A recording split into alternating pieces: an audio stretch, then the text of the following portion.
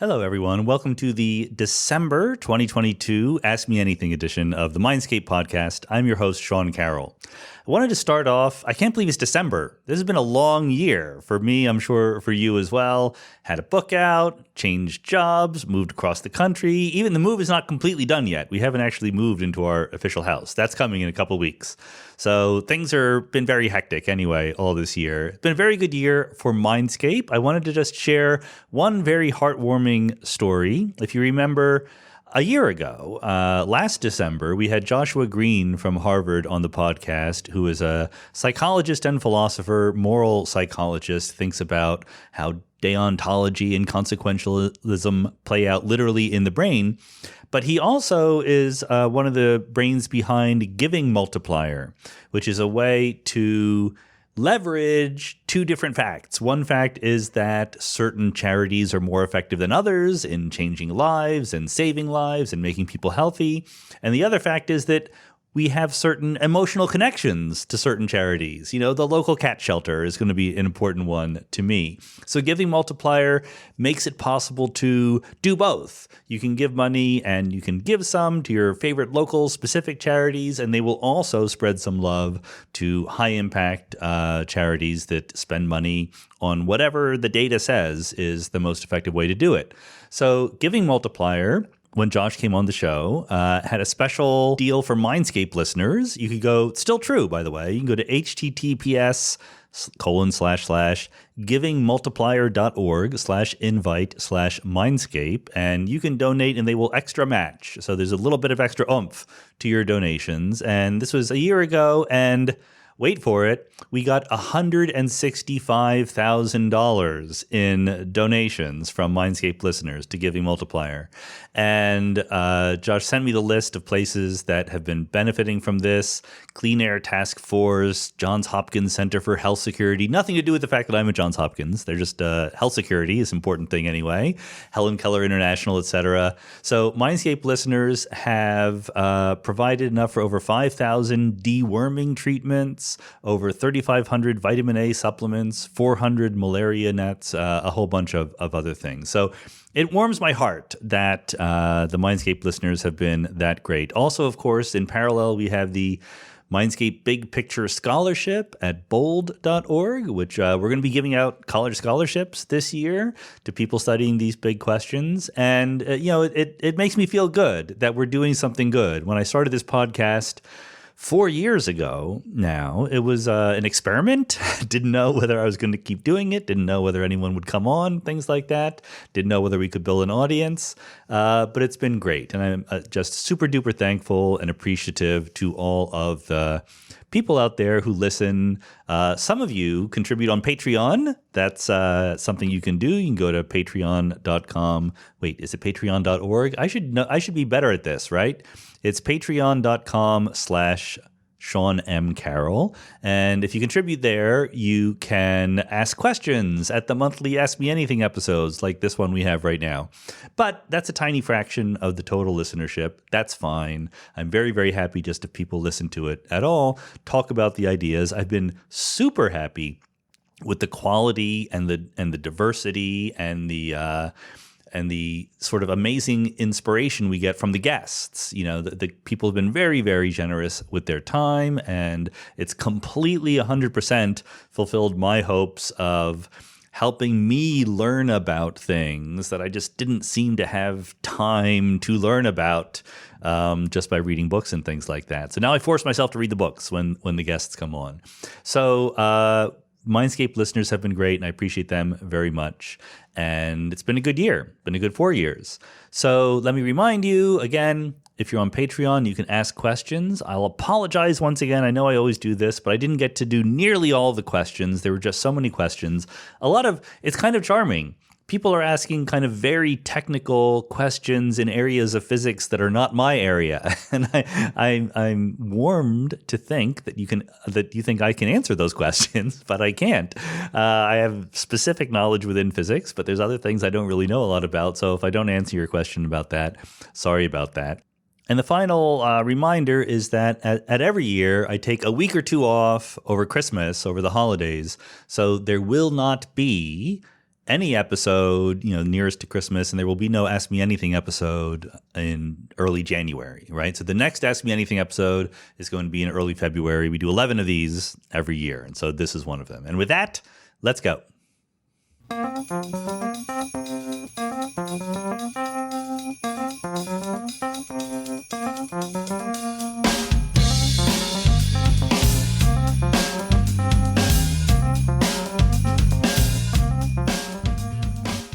Our first question is from Rue Phillips, who says, you, Colin Wright, and Jerry Coyne commented on a Twitter thread regarding the spectrum of sex.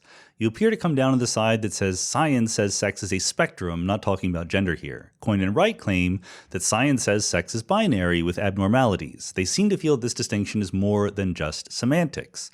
Coyne says, if sex is a spectrum and not binary, then people of different genders can somehow feel that they are in harmony with biological reality. But that's an example of the appeal to nature. The rights of people of different genders, including transsexual people, do not depend on the developmental biology of sex or of any observations in nature about sex dichotomies. With this context, can you please elaborate on your views of how you think we should be talking about biological sex in public forums? Yes, I figure I will get this one out of the way right away. For those of you who saw on Twitter a while back, there was a tweet by Colin Wright that just said, biological sex is real, immutable, and binary. And I replied quote tweeted rather, with a link to a Scientific American article. And I said, actual science would like a word. And the Scientific American article was beyond XX and XY. And it was about all the different ways that biological sex is kind of complicated. And the first thing is the actual tweet that I wrote, the wording of it was terrible. And I do apologize for that. Actual science would like a word. It's snarky. It's dismissive. It lowers the tone of the debate. And I try to do better. I want to do better. This is sincerely true that I don't think that people should just be so glib and snarky and sarcastic on social media. But there's an enormous sort of push to do that, and I am not immune to that. So I should have just said something like, it's more complicated than that. But okay, but the actual substance of what I'm saying, I think is 100% correct. So I thought I would take the opportunity to elaborate here, because Twitter is a terrible medium for elaborating on subtle arguments at all.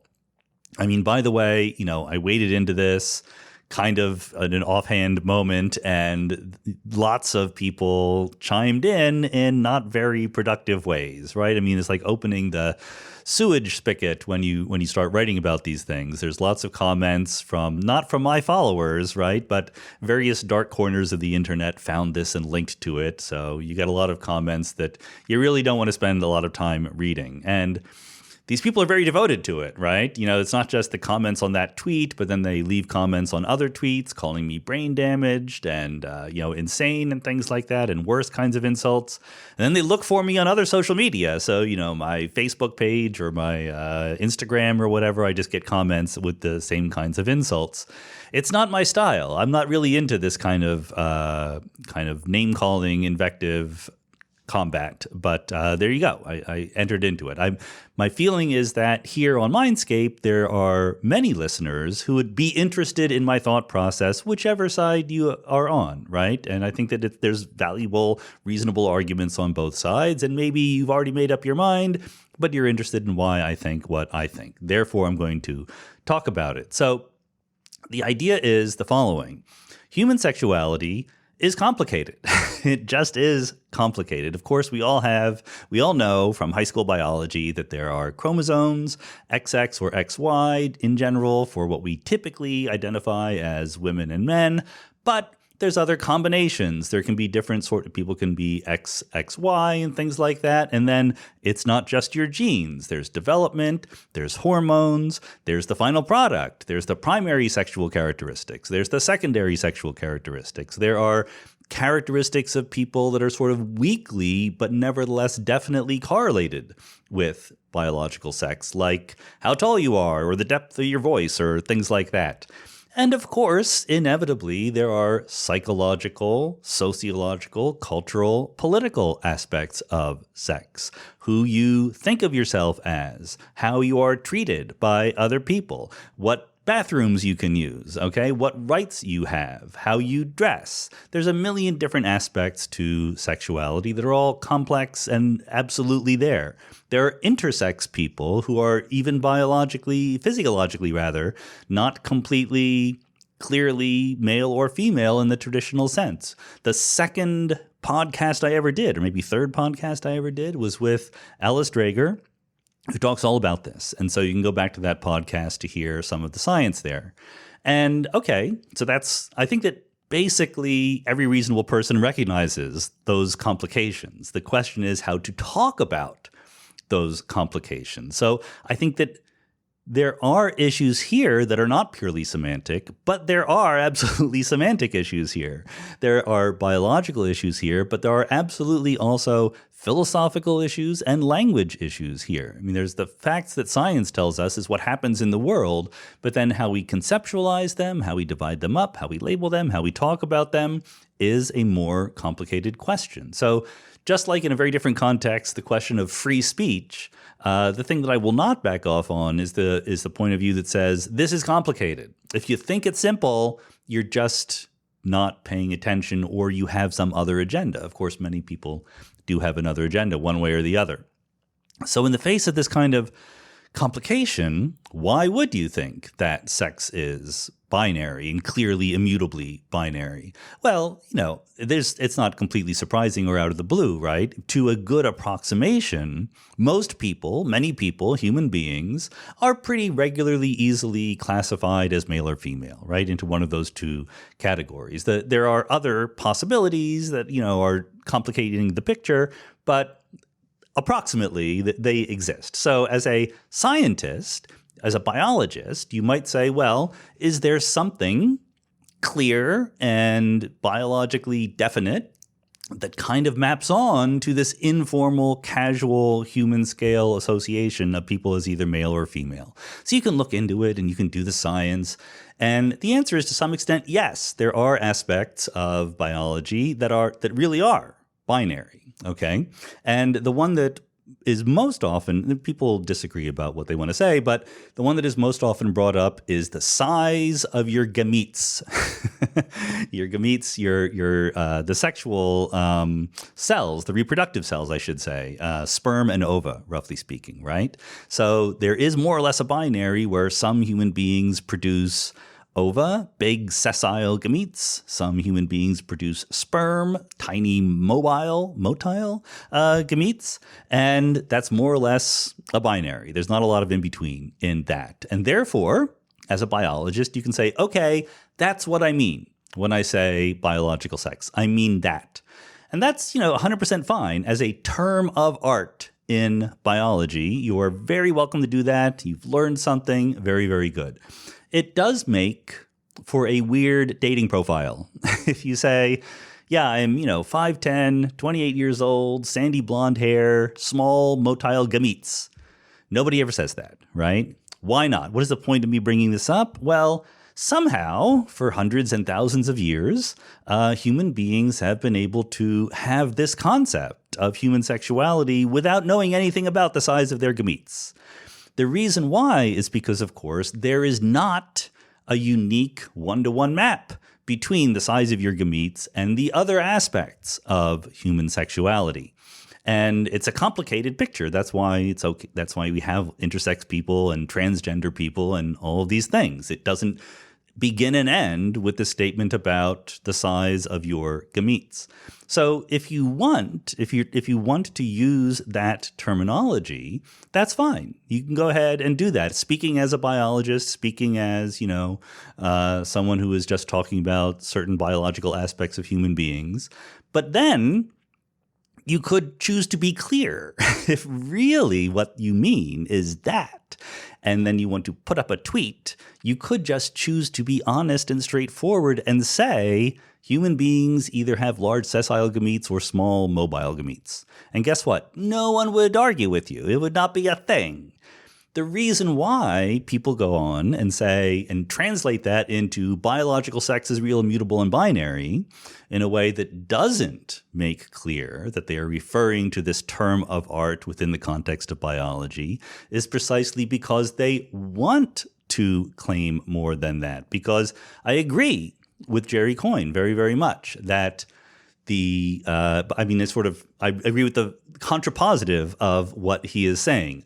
I don't know whether it's true that people of different genders want to feel they're in harmony with biological reality or not. That I don't judge one way or the other. But the claim that the rights of people of different genders, including transsexual people, do not depend on the developmental biology of sex, that I agree with. So why would people be on the internet, shouting about sex being a binary? Why would people get invited on the Tucker Carlson show to talk about the size of gametes? It's not because Tucker Carlson has an especially important, strong interest in biology, one way or the other. It is precisely because they want to cheat. They want to equivocate between the biological definition and the human scale definitions. They want to use the language and deploy it in such a way that you can say, sex is only binary, therefore we should not believe that trans women are women, for example. Personally, I think that I'm less invested in these language battles than a lot of people are. I'm invested in them as an intellectual, as a philosopher and scientist. I'm interested in how the language works and trying to get it right. But on the political level, I'm less convinced that this is a crucially important thing. And this is a both sides kind of thing. There are people who want to argue sex is only binary, and the reason why they want that linguistic move to be reified so they can say, therefore, you should not be allowed in this bathroom, right? They want to make that leap, which is, at the level of philosophy or science or whatever, completely wrong, but they want to be able to make that. They think that if they can just get the language right, then the moral and cultural implications will follow. And on the other side, you have people who say trans women are women. And I think that's true. I would agree with that statement, but I'm not that invested in it, because I think that the reason why people care about a motto like that so much is they think if we can just get that language accepted, then trans women's rights will be respected. And I just don't think that that's necessarily true. I think that the people who want to discriminate against transgender people will do so regardless of what the language says. They would be very, very happy to accept a compromise that says, okay, trans women are women, and we're going to discriminate against that subset of women, right? They would take that compromise. And likewise, I think that people who want to protect the rights of trans women would be, if I were them, I would say, and I am one of them, but I'm one of the people who want to protect the rights, not one of the people who is actually trans, so I don't want to speak for them, but I'd be happy to give up on the language if I got the rights. That's my personal take on it. So I do think that that's what needs to be resisted here. If you wanted to just say, we have a term of art in biology that reflects a true binary in the size of gametes, that's fine. Go ahead, say that. But it is very, very intentional that people have other agendas here other than just getting the biology right. And I think that speaking out against those agendas, calling out the move that is being made there is perfectly appropriate. But it's not the only strategy going on here. There's another strategy, which is to say, okay, there are two basically normal kinds of people, right? There are people who are men and people who are women, and the other people have a disease or a deformity or some kind of deviation from the norm. And so we're not going to count that. It remains, even though there are intersex people and trans people, et cetera, that's because those people are deformed somehow. And it remains true that really the essence of things is that there are either just men or women. That's an old, not very valorous move to make in human history, where you say, well, some people are normal and other people are deviant, and we're going to define that deviance as a disorder. This has been done to people who are black. This has been done to people who are gay. This has been done to people who are left-handed. It's a standard human move to say that people who I think are kind of icky and not normal are somehow deformed and diseased. And This is why you see in, the medical literature, the definition of what is a disease or a deformity or whatever changes over time as we try to sort of get over our biases and actually get down to the medical reality of it all. And you don't want to throw away the idea of disease and deformity entirely. Those exist. Those are useful concepts out there in the world. But I certainly don't think that it's right to just put everyone who is not absolutely traditionally male or female in the stereotypical way into that bucket. One thing you can do is ask these people whether they think that they're suffering from some kind of deformity. And I think in a lot of cases, they think that they're fine. I mean, there is something called gender dysphoria, right? That is a disease. That is a condition that it is better to try to get over, where you think that you are, your self-image is different from your presentation, your body in some way, right? A mismatch between biological sex and gender identity. And but that doesn't mean that transgenderism is a disease. Recognizing that you are trans is the solution to gender dysphoria. And people are generally much happier when they can live in a world which accepts their trans identity. And so I think that we should be working hard to make that the world that we actually live in. So I'm not at all convinced by people who want to get over this issue by sort of classifying certain people as just a disorder. Finally, there's one other strategy that people use, which is basically to count and say, well, so many people are just ordinary, regular, normal. It's a very normative kind of language that is used here, right? But so many people are just obviously male or female that who cares that there are other people who is a tiny minority, that doesn't change the idea that I can talk about sex as being immutable and binary, et cetera. And there's one example that is used over and over again. I don't know, it must come from somewhere. There's not a million people who separately hit on this. But the example is, it's like saying human beings are bipedal, right? Or human beings have two legs. Sure, there are people who don't have two legs, but nevertheless, it's so true and so very often true that we can say it anyway. I love this example because it completely proves my point. The point being that I would get it if you said human beings are bipedal. I would understand if I were a person who had gone through amputation and didn't have both legs, that I would be annoyed by this particular formulation. But still, if you're simply and clearly within some context trying to be casual and approximate and, quick and not too careful, then you can say things like that. Yeah, human beings have two legs. I get it. But what if you say human beings necessarily always and exclusively have two legs? I mean, the content of your statement is the same, right? Human beings are bipedal and human beings always necessarily uniquely have two legs. You just added some adjectives there. But your statement has become false because all of those little signaling words are precisely doing the work of saying, I'm not just trying to be casual, right? I'm trying to be very, very definitive about this. And then you're wrong, because that's just not true that human beings uniquely definitively have two legs. If you want to say, there are men and there are women, just as if you're talking about, I don't know, you're writing stories and you want to say, is this character male or female? And you're not particularly in tuned to issues of trans identity or whatever, fine, I'm not going to give you a hard time. But if you go out of your way to demand that biological sex is real, immutable, and binary, you're exactly saying human beings must only ever have two legs and that is it. And that's just wrong. You're specifically going outside the domain of where you could be taken seriously there. So I think that whether or not the percentages are relevant or not actually depends on the precision with which you're trying to talk. And if you want to, say, oh, is your child a boy or a girl? That's fine. I'm not going to give you trouble about that. But if you say your child must be a boy or a girl, there's no other choices, which one is it? Then I'm going to give you trouble because you're just, trying to make some political point. That is, of course, the point, right? I mean, these people have a political agenda. Lots of people have political agendas on all sides, right? And that's what makes it difficult to have reasonable conversations about these things.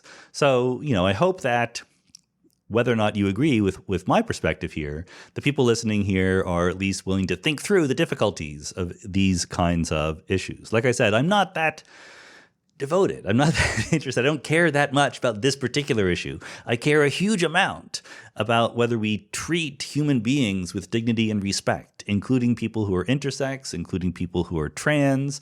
I think that in the world we live in, we do not do that right now.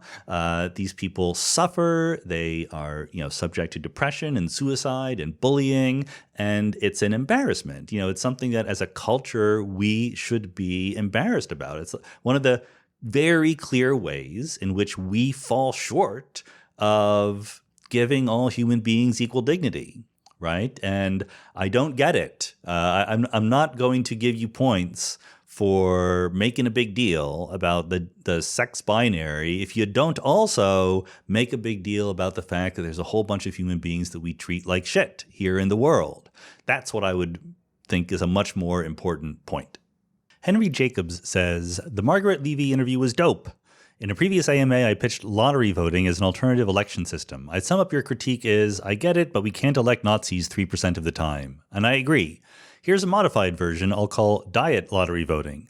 Sample 100 citizens and have them vote in a plurality election. Use carrots and sticks to ensure that the sampled citizens cast a vote. Sadly, the system is non-proportionate, but the fringes are regularized. I think that what Henry means is the 3% who end up in the 100 citizens are not going to have a big voice.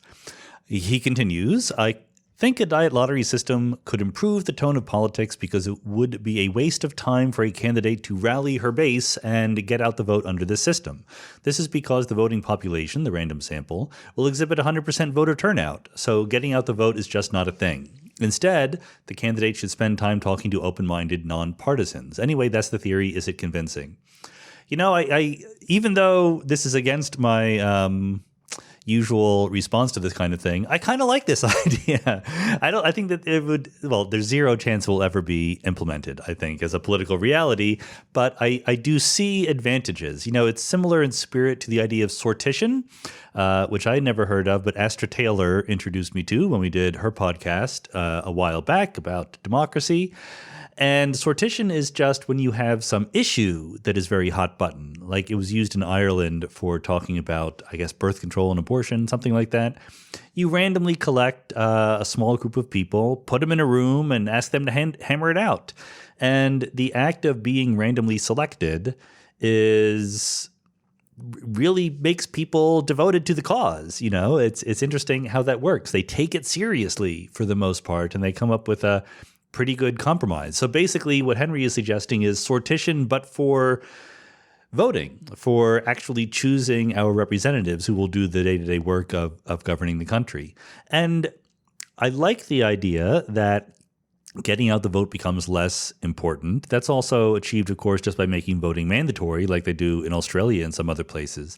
The other thing that this kind of thing would do would be to change how money infects politics, right? I mean, getting out the vote is one thing, but there's a whole way that money distorts everything in politics because you have to get out the vote and you have to campaign, and that costs a lot of money. And so the people who can give you money get outsized influence. Whereas if it's just randomly selected people every year, it's harder to see how spending millions of dollars to win their affections would work. Presumably, you could just try to buy their votes, but maybe you could put some legislation in there, some rules to prevent that. So I don't know. I haven't thought about it very much, but I like the outside-the-box thinking. I think that we have a terrible system right now, and we're kind of paying the price for having a terrible system. I don't like the plurality voting aspect of Henry's idea. I think we can do better. One thing that teaching the Physics of Democracy course has impressed upon me is the difficulty, but also the importance of having a representation system that takes lots of people's opinions into account. The whole problem with plurality or first past the post voting is that the majority wins and that's it. And the minority voices just don't get in there in any way. And if you have so the typical example being if there's one candidate that is loved by a majority but hated by 49%, they will win. whereas someone who could more or less have been acceptable to everyone will lose, and maybe that's not the right choice. But anyway, that's tweaking around the edges.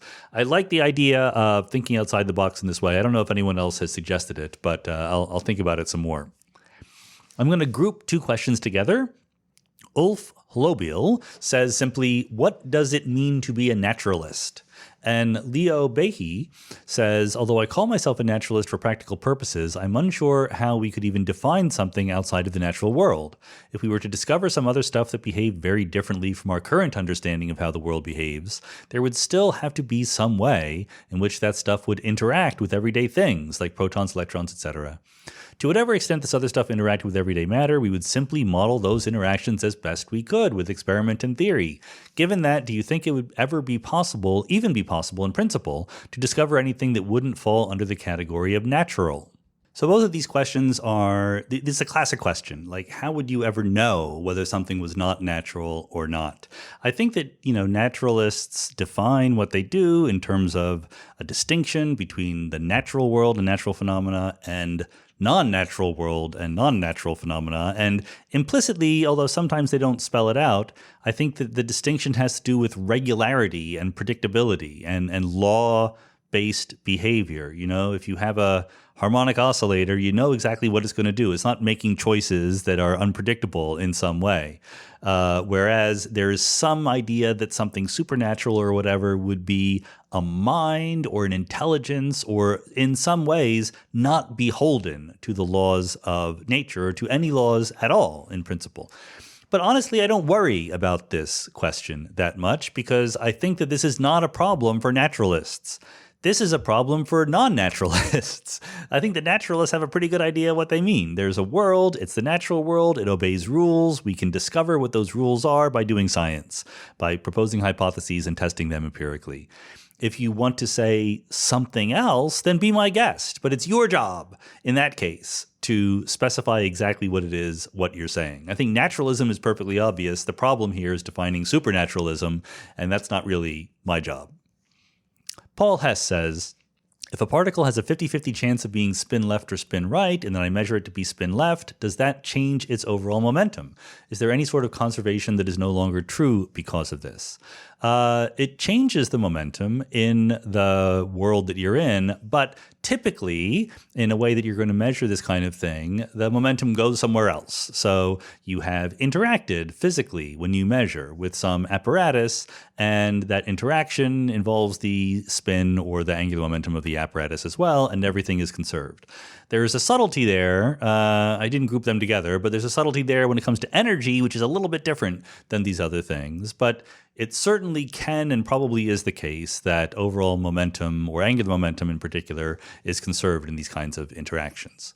Andrew Kay says, I really enjoyed the biggest ideas in the universe. I think you clearly covered the encoding of the curvature side of Einstein's equation, the left-hand side, but I'm still unsure about the stress-energy side, especially the off-diagonal parts.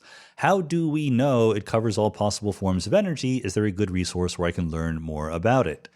Well, there's always something you can't get into when you write a book like that. There's always some level of technical detail that it's hard to cover. In this case, there is something called the stress-energy tensor, the right-hand side of Einstein's equation, and it was invented long ago in some form or another. And then, of course, we come to understand it better and better as time goes on. I think that the best way of thinking about the stress-energy tensor is basically the tiny variation of the matter action with respect to changes in the metric. Now, those words might mean nothing at all to you, and that's why I didn't go into explaining it. But the point is that mathematically, there is a very specific, very well-posed definition of the stress-energy tensor. It's not just that we take all forms of energy and throw them in there, okay? We know exactly what we mean by that. Now, having said that, there are still debates. There are people who go back and forth about, can you modify what do you mean by the stress-energy tensor? Can you improve it in quantum field theory? These debates go back quite a ways, and they're all subtle and interesting and so forth. But I think you should be confident that the basic picture is pretty solid. As far as a good resource where you can learn more about it, I don't know. I mean, obviously, if you want all the technical details, I wrote a textbook in general relativity, and the technical details are all in there, space-time and geometry. I'm not sure if anyone covers it at a non-technical level. It might be, there is a book by Bernard Schutz, I think, which tries to do gravity at the sort of semi-technical level that I did in The Biggest Ideas, but I'm not actually familiar with the book. I've seen it on Amazon, but I've never actually leafed through it, but that might be a place where you could look. Kyle Stevens says, in your recent podcast with Raphael Busso, you seem to object to his idea that the cosmological constant may not be constant, as he believes it would lead to the Boltzmann-Brain problem. Could you explain why you disagree with this, if you disagree at all? So, look, I'm going to confess, I do not remember exactly what I said in the conversation with Raphael, but more importantly, I will try to tell you true things that I actually believe. The cosmological constant, there's three possibilities here. One is that the cosmological constant that we observe today is just it, once and for all, forever. The universe will continue to expand. Ordinary matter and radiation will dilute away. We will come close to something like de Sitter space, which is empty space with nothing but a tiny positive cosmological constant. Another possibility is that the cosmological constant is constant at the moment, but will undergo a phase transition, sort of a sudden change to some other number sometime in the future. And the third possibility is that even though it looks pretty constant, the cosmological constant is not quite the answer, not quite what the dark energy is. The dark energy is almost constant, but in fact, it's somehow slowly changing. It's a kind of dynamical dark energy. I think that that last option, even though it's extremely popular, is also very, very hard to make work, because if you have some thing that is slowly changing, that's a dynamical entity, that's a field, and that field can interact with other things in the universe, and we should have seen those interactions already, and we haven't yet. There are loopholes there. If you go back to, I did I think a holiday message podcast about the screwy universe some time ago. I talk about that possibility there, but I just don't think it's a natural solution. The temporary changes, or rather the sort of temporary constancy of the cosmological constant, punctuated by phase transition changes, that is possible, but also it's hard to make it work, because if those changes, if that phase transition could happen at all, it might very well have happened already. I mean, chances are, I would say, that it should have happened already. You need to kind of like really very carefully tune it so that it will happen in the future, but it hasn't happened yet. So I think both of those options are a little bit dicey, and it's just sort of more natural to stick with the constant cosmological constant. Now, the Boltzmann-Brain problem is a kind of separate thing. There are separate issues there. The Boltzmann-Brain problem has been mentioned as something that would be a problem for the real world if we approached de Sitter space. As I pointed out in a paper with Kim Boddy and Jason Pollock a while ago, that depends on your opinions about quantum gravity and quantum field theory and curved spacetime. In fact, it is very, very natural to imagine that we do approach de Sitter space, but we do not get dynamical fluctuations into Boltzmann brains. That's a technical point about how the fluctuations work. But it depends on certain assumptions, and if the assumptions go the other way, things would be different. So there was absolutely an idea that one way of escaping the Boltzmann-Brain problem would be for the cosmological constant to go away before too long. Don Page, among other people, has suggested this. I think maybe Andre Linde did also. And in fact, that's how I stumbled across this idea with Jason and Kim, because Kim and I wrote a paper asking whether or not the Higgs boson could lead to a change in the cosmological constant that would help us escape from the Boltzmann-Brain problem. And then in thinking about it more and more, we realized that maybe there's an easier escape. It just wasn't a problem if you took the quantum field theory seriously. So I forget exactly what Raphael said, but that's how I see the situation right now. Bruno Teixeira says, could we get an explanation of the hierarchy problem? I believe it has something to do with the predicted mass of the Higgs versus the actual mass, but when we discovered it, did it match the prediction? Is there a naive prediction and a more informed, fine-tuned prediction? Well, yeah. So when you talk about a prediction for the Higgs mass, what are you allowing yourself to know ahead of time? So when we found the Higgs boson, we already knew a lot about low energy physics, right? We know a lot about the W bosons and the top quarks and how they interact and things like that. And the Higgs boson, even before you directly detect it, feeds into those predictions. So you could sort of indirectly say the Higgs boson mass had better be more or less here, and it was more or less there where we found it. But there's also the attitude you can take, well, what if I didn't know about the mass of the W boson and the mass of the top quark? Because after all, those depend on the Higgs boson. So if I just said, well, in the world of all possibilities, what is the most likely place for the Higgs boson mass to be? That's where you get the hierarchy problem, because then it's a little bit dicey and I kind of don't like it. And I think the hierarchy problem is less well understood than people claim it to be. But the general idea is that you can take things like the mass of the Higgs boson, or maybe arguably be better to talk about the expectation value of the Higgs field in empty space, the value that the Higgs field has, and you can calculate that value as a sum of what you might think of as the classical value, the value that would exist if there were no such thing as quantum mechanics, and then quantum corrections to that classical value. And the reason why this is dicey is because nature certainly doesn't do that. Nature doesn't start with the classical value and then add corrections to it. It just has a value, okay? But nevertheless, if you do take that attitude, what you find is that even if you make the classical value very small, the quantum corrections should be enormously big. If you don't add in new physics to squelch them somehow, the quantum contribution to the mass of the Higgs or the expectation value of the Higgs diverge, as we say. So they grow bigger and bigger, maybe up to the Planck scale or something like that. So that's the hierarchy problem. The hierarchy problem is that our natural expectation for the magnitude of the Higgs expectation value or mass is way bigger than the actual empirical value that we find it at. It's very, very, very much like the cosmological constant problem, with one big important difference. The cosmological constant problem says all of the same things, classical value plus quantum corrections diverge and they're big, but the actual number is small. The really big difference is, in the case of the hierarchy problem, there was at least the possibility that we would discover new physics at the right energy scale to explain the hierarchy problem, whether it was supersymmetry or extra dimensions of space or strong dynamics or whatever you want it to be. Whereas with the cosmological constant, the energy scale associated with the cosmological constant is so incredibly low, like way less than an electron volt, that there's no room for new physics there. We would have seen any physics that is really relevant there. And so that was always thought to be more of a puzzle. Now, we've looked now in the Large Hadron Collider to try to find new particles that might be relevant for the hierarchy problem, and we have not found them. So maybe going forward, they will be thought of as similar kinds of problems. All right, I'm going to group two questions together. One is from Jay Peters, who said, a deep tension within your views. You're open to the idea that time and space will turn out not to be aspects of the universe when described at the most fundamental level, yet you also claim to be a longtime 76ers fan, meaning that you trust the process where a process is a series of events that unfold in time.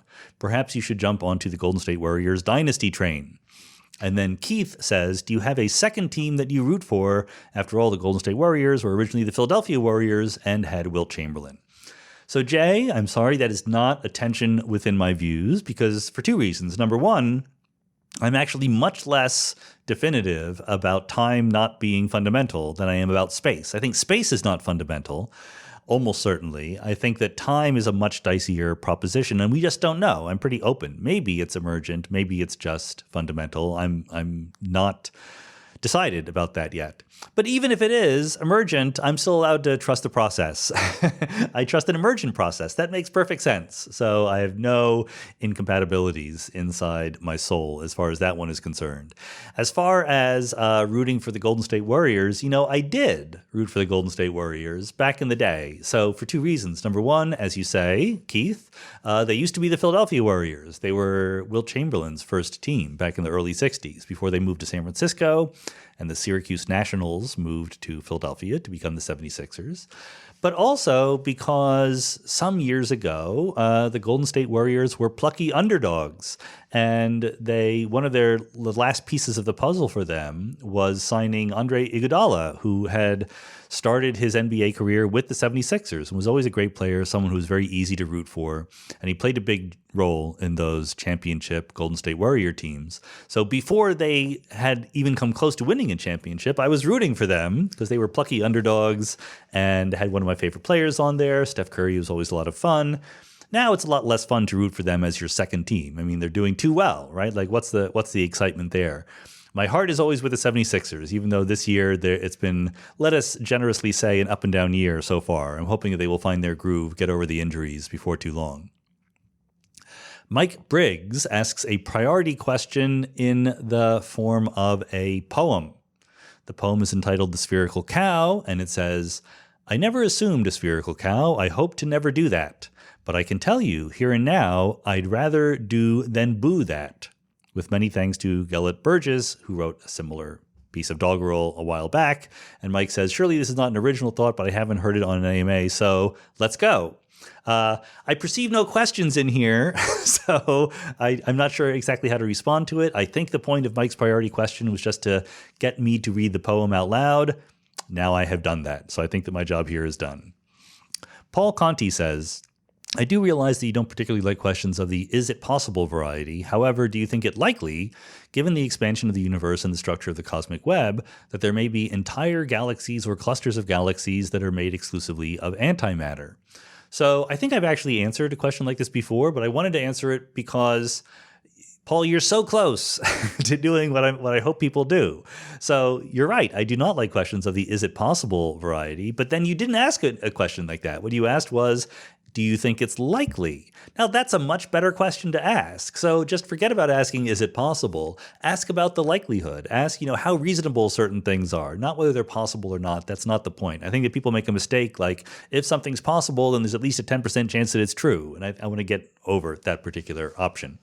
In the case of antimatter galaxies, there's way, way, way less likelihood than 10%. Because, as you know, when antimatter comes into contact with ordinary matter, it annihilates and gives off an enormous amount of high-energy radiation. Now, you might say, these galaxies are very far away, we're not in contact with them. That's less true than you might think. There are high-energy cosmic rays going back and forth between galaxies that actually you can calculate would be pretty visible if certain galaxies were spitting out high-energy antimatter cosmic rays and other galaxies matter cosmic rays. But, much more relevantly, the universe used to be a lot smaller. The galaxies didn't used to be that far away. In fact, they used to be a more or less smooth, homogeneous plasma.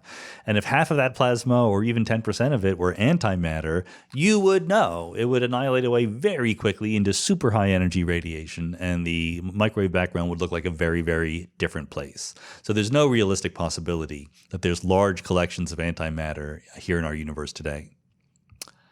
Now, I think I'm going to group these three together. Yeah. Red Antonov says, what was the question Raphael Busso was begging at the 109 mark that you left for an in-person discussion?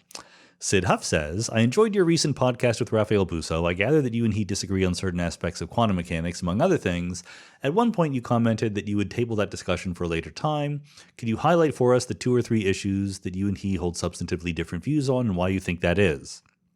And Mickle Pickle says, in the episode with Raphael Busso, you pressed a bit to get an answer to your question regarding whether we are more likely to live in a 3+1 dimensional world or a lower dimensional world.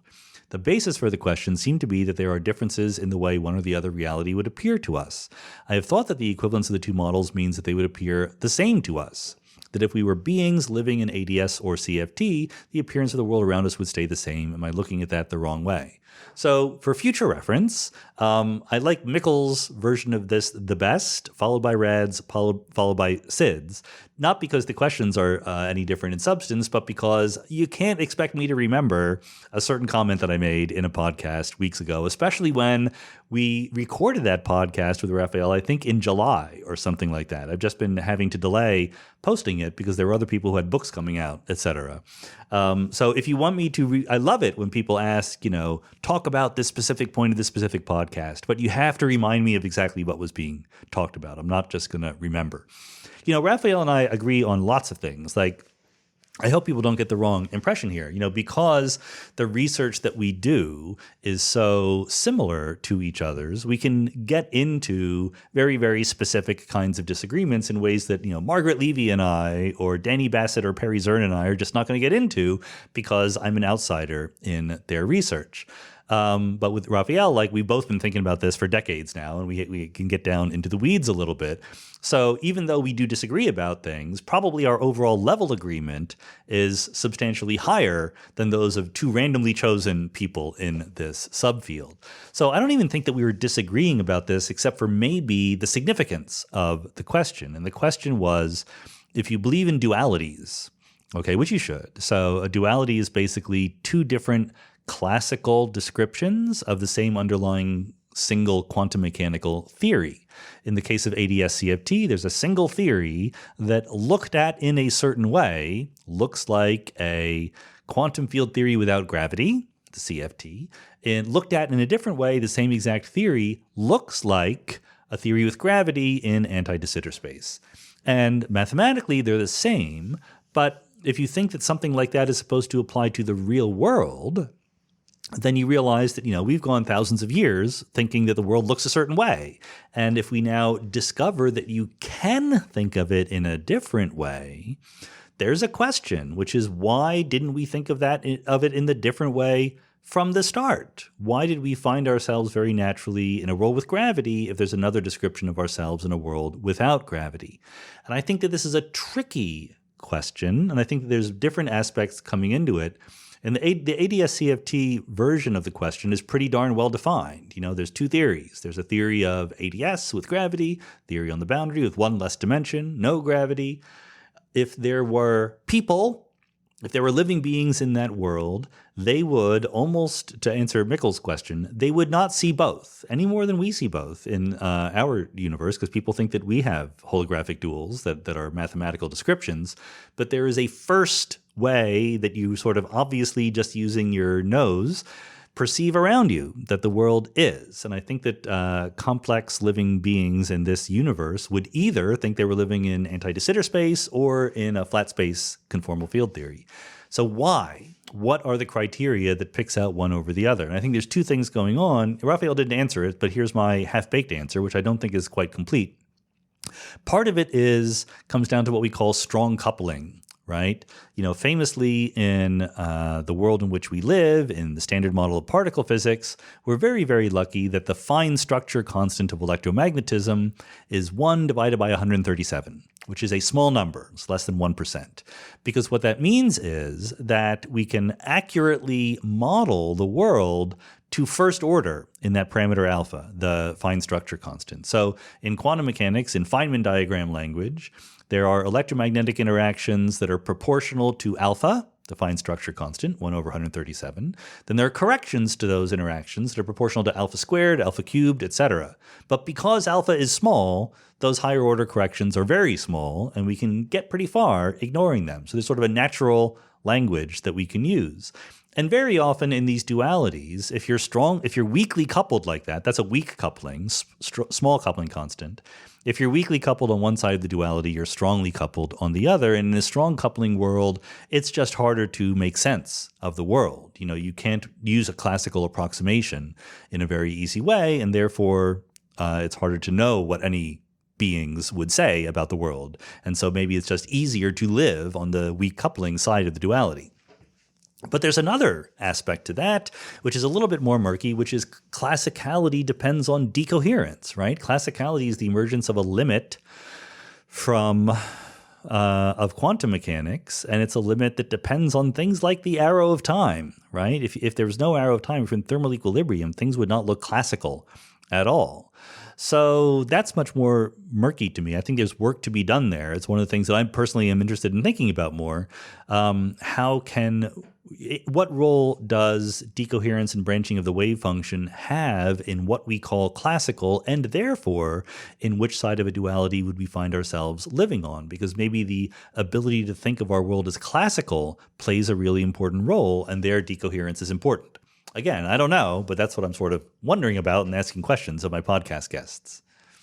Murray Dunn says, Is there anything that can absorb, reflect, or refract gravitational waves, or do they propagate undisturbed until the end of time?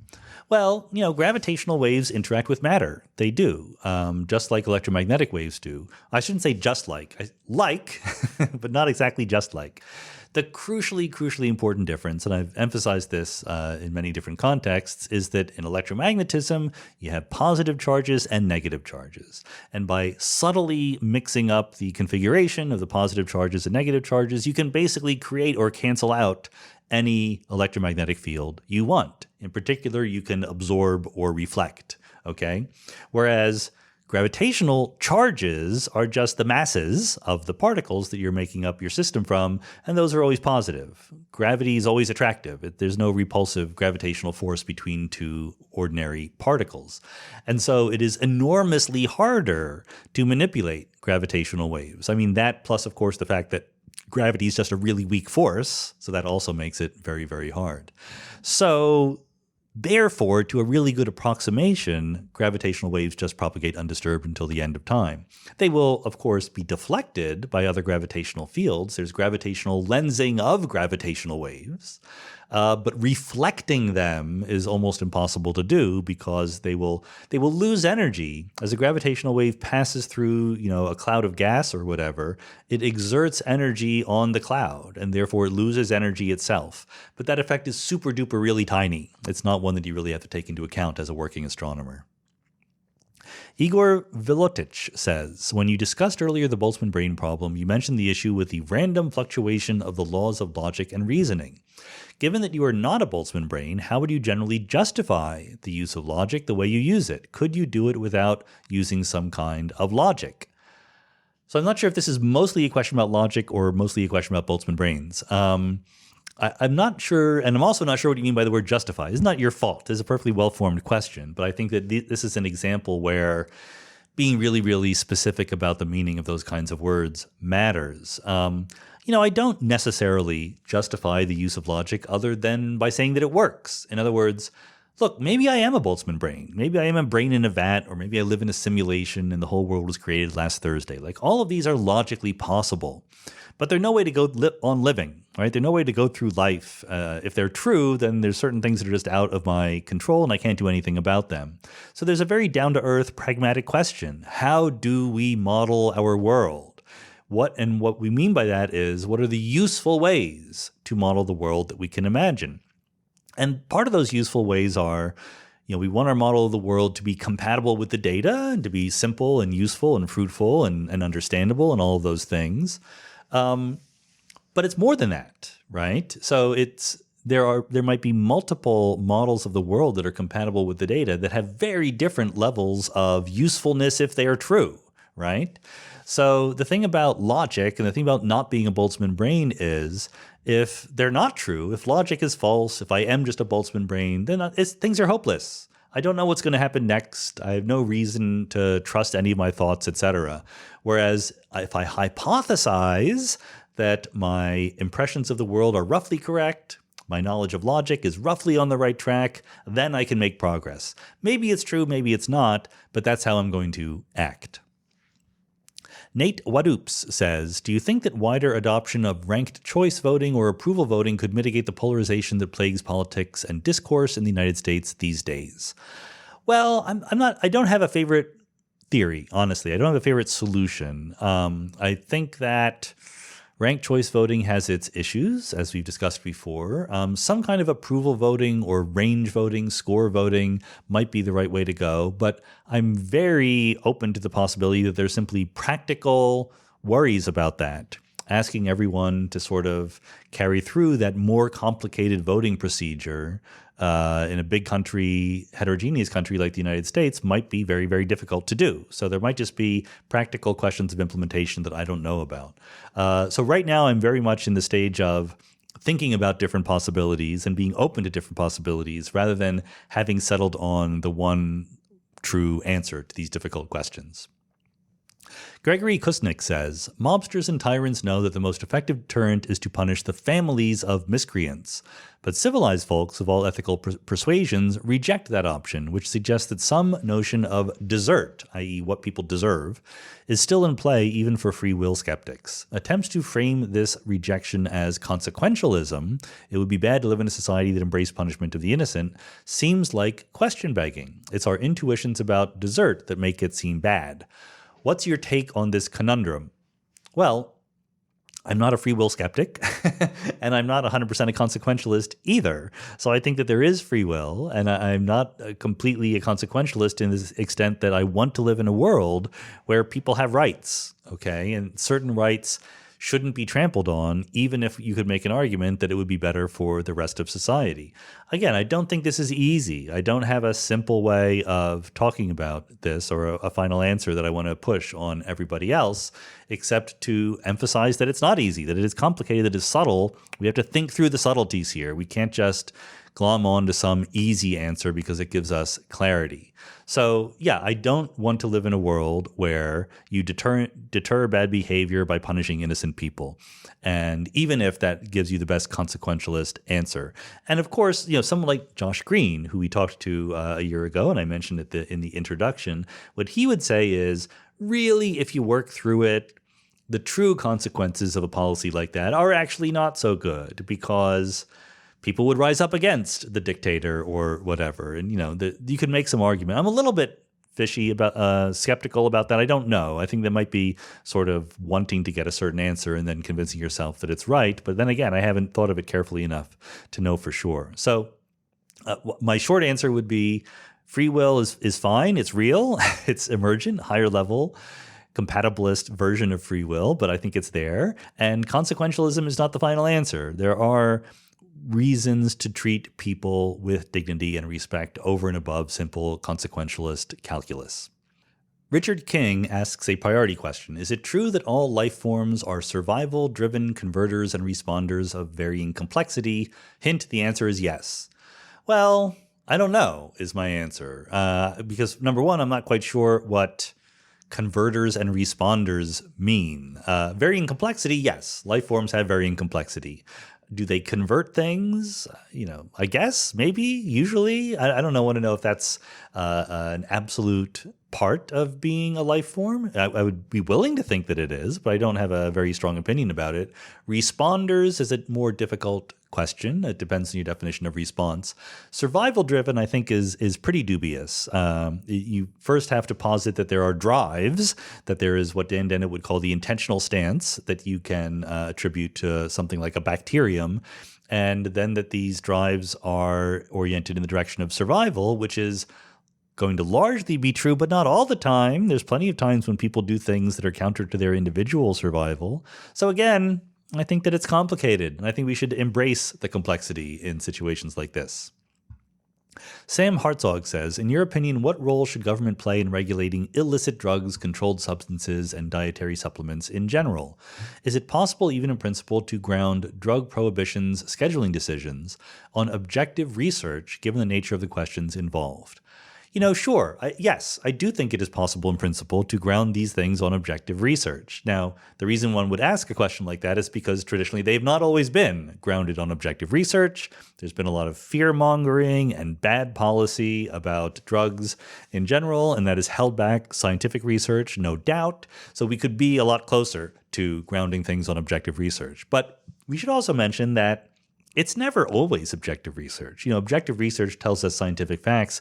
It doesn't give us ought, right? We're not going to derive an ought from these ises. So what are you going to do with your objective research? You need some goals. How much freedom should you give individual people to ruin their own lives? I think, once again, that's a perfectly legitimate, difficult question. I think that it makes sense to regulate drugs, substances, dietary supplements that might be legitimately unhealthy, and people might not recognize it. There's a losing weight pill that 5 months after you take it has a 100% fatality rate. I think it's okay for the government to ban something like that, right?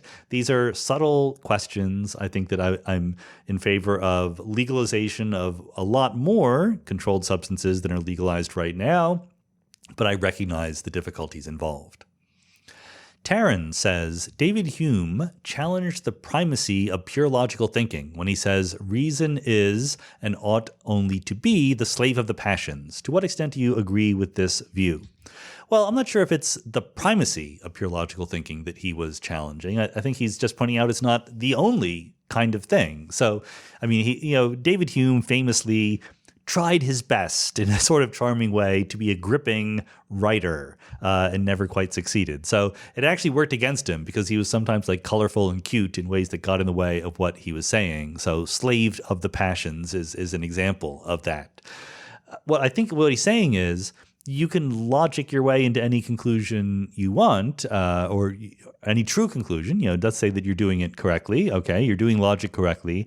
It still doesn't tell you how to act. Why? Because you can't derive aught from is, as was pointed out by David Hume. This is the angle that he's trying to get at here. You still need to have some motivation, some goals, some values, okay? And those values are not derivable in any direct, unique way from objective facts about the world. You can change your values, even though the objective facts of the world don't change. And so that's what he means by the passions in this case. Basically, what he's saying is we have passions that tell us what we want. Logic is going to tell us how to get it, okay? So it's not really slavery as the actual relationship here, but we put logic to work to get what we want. Logic does not tell us what we want, and I do agree with that view. Bart Connolly says, once per lifetime question. As I enjoyed your podcast with Alan Lightman, I'm wondering if you have any further thoughts on how conscious beings can best pursue spiritual interests in the material world. Should we just regard them as something to outgrow, or perhaps should we find ways using disciplines like meditation and technology to pursue this goal, much as we use science and technology to help with physical health? I think this is another subtle question because I think that it's going to depend a lot on what you mean by the word spiritual, with which Bart put in quotes in his question quite correctly. I personally don't ever like to use the word spiritual in this context because you have to really contort yourself into a weird definition of spiritual in order to make sense. I am going to be someone who says that when you use the word spiritual, people are going to think of spirits. They're going to think of these spirits as non-physical, non-natural manifestations. And if you don't want them to think about that, if you want to be purely naturalist in your inclinations, don't use the word spiritual, okay? Use some other word. What word should you use? Sadly, I don't know. I don't have an opinion about that. But I take that, what the important point of Alan Lightman's discussion is that there are experiences that we have, there are feelings that we have, there are values that we have as human beings that we human beings struggle to put into clear, crisp, naturalistic language. And so we can group them into a bucket that if you want to label it spiritual, I'm not happy with it, but go ahead. I can't stop you from doing that. And these feelings of, oneness with the universe, transcendence or whatever, on the one hand, have zero incompatibility with nature or the laws of nature. There's no evidence that there is a world beyond physics just because on a certain starlit night when I'm looking at the sky, I feel one with the universe, okay? That's not actual refutation of naturalism. But on the other hand, they can still be important. You can still value them. You can still think that people will be better off if they spend time communing with nature and becoming one with the universe rather than insulting people on Twitter or something like that. So I think that this is part of the reason why I do things like organize that Beyond or Moving Naturalism Forward workshop that I organized way back when, 2012, something like that. Because I do think that our vocabulary isn't up to the task. We inherit this vocabulary from how we were thinking about things 1,000 years ago. And we know better now, but the words and the language haven't caught up yet. And so I don't know what the right words to use would be, but I don't think the right answer is just to use the old words and with a wink and a nudge and say, but you know what I mean. I don't really mean that. I think we should be able to do better than that. David Maxwell says, your breadth of interests makes me tune in, but it's your ability to simply communicate complex ideas across a range of topics that makes you unique to me. An interviewee can speak for 10 minutes and you'll distill it in a way that crystallizes my understanding and that your guests often want to borrow. How do you do it? Do you think things through and through or come up with simple ways to understand? Do you ever pre-write your amazing reductive statements, or is it just the way you think, perhaps a product of your fields, physics particularly, with a mind to complexity? So thank you for the very nice words, David. I usually actually don't like to read questions with, the compliments embedded in the beginning. That's not why we're here in the AMAs. But in this case, there is an interesting question here, and I don't completely know the answer to, but I don't think it's any super duper special ability on my own. I think that there's two things going on. One very down-to-earth thing is Mindscape Enterprises worldwide is still very much a one-person shop. It's just me.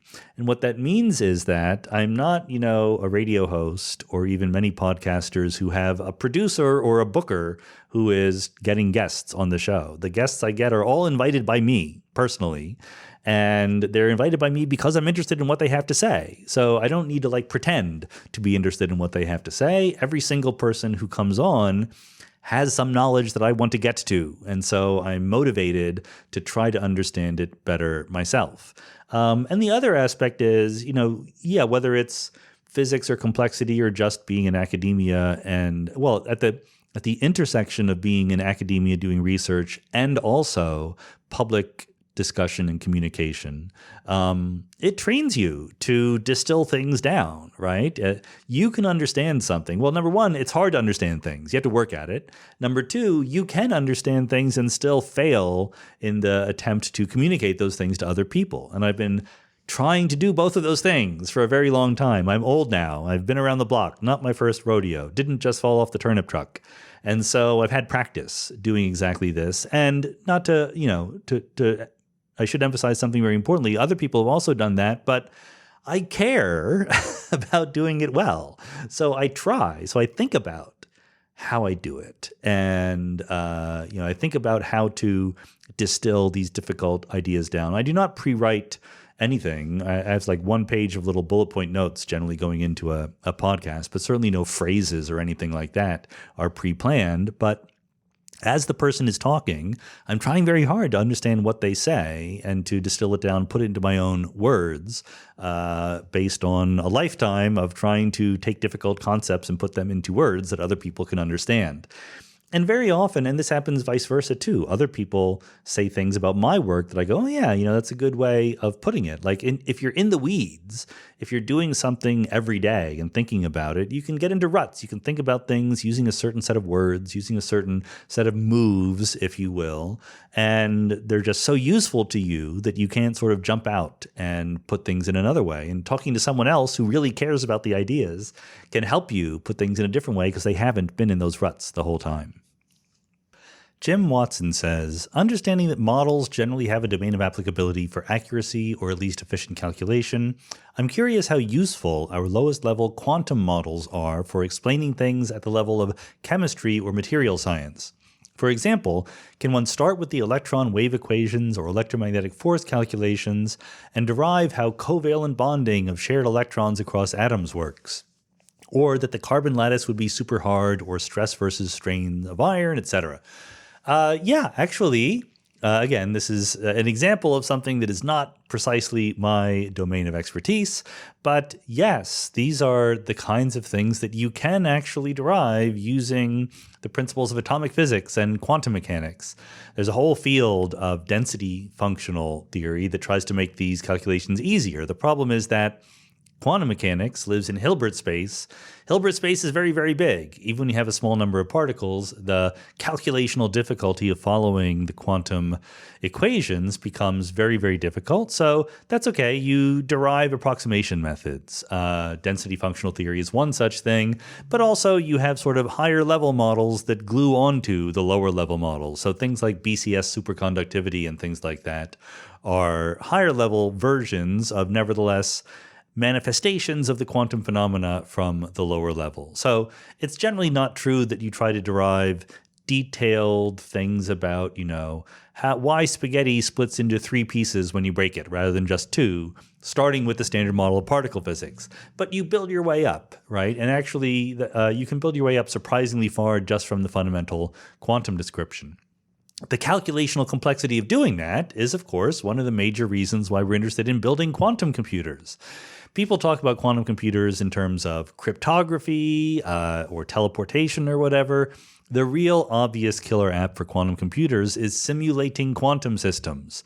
Probably difficult chemistry is an obvious thing to aim at, but material science and things like that will also be looked at. James McCrell says, priority question.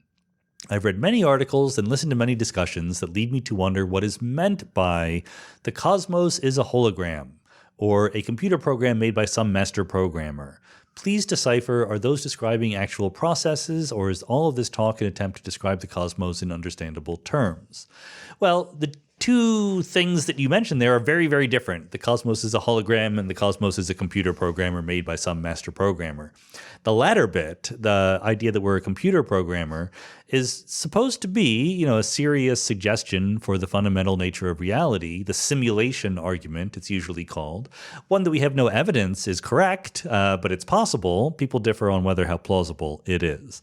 The cosmos as a hologram is an entirely different idea. I mean, we might have in mind the kinds of holograms we can buy in a toy store or whatever that were clearly constructed by somebody, but this is not trying to say that the hologram is in any sense built by some higher intelligence or anything like that. It's just the idea that there's an alternative description of reality that encodes all of the information about our world in a space that has one fewer dimension than the space that we seem to live in ourselves. That's what we were talking about when we were talking about Raphael Busso's discussion and ADS-CFT.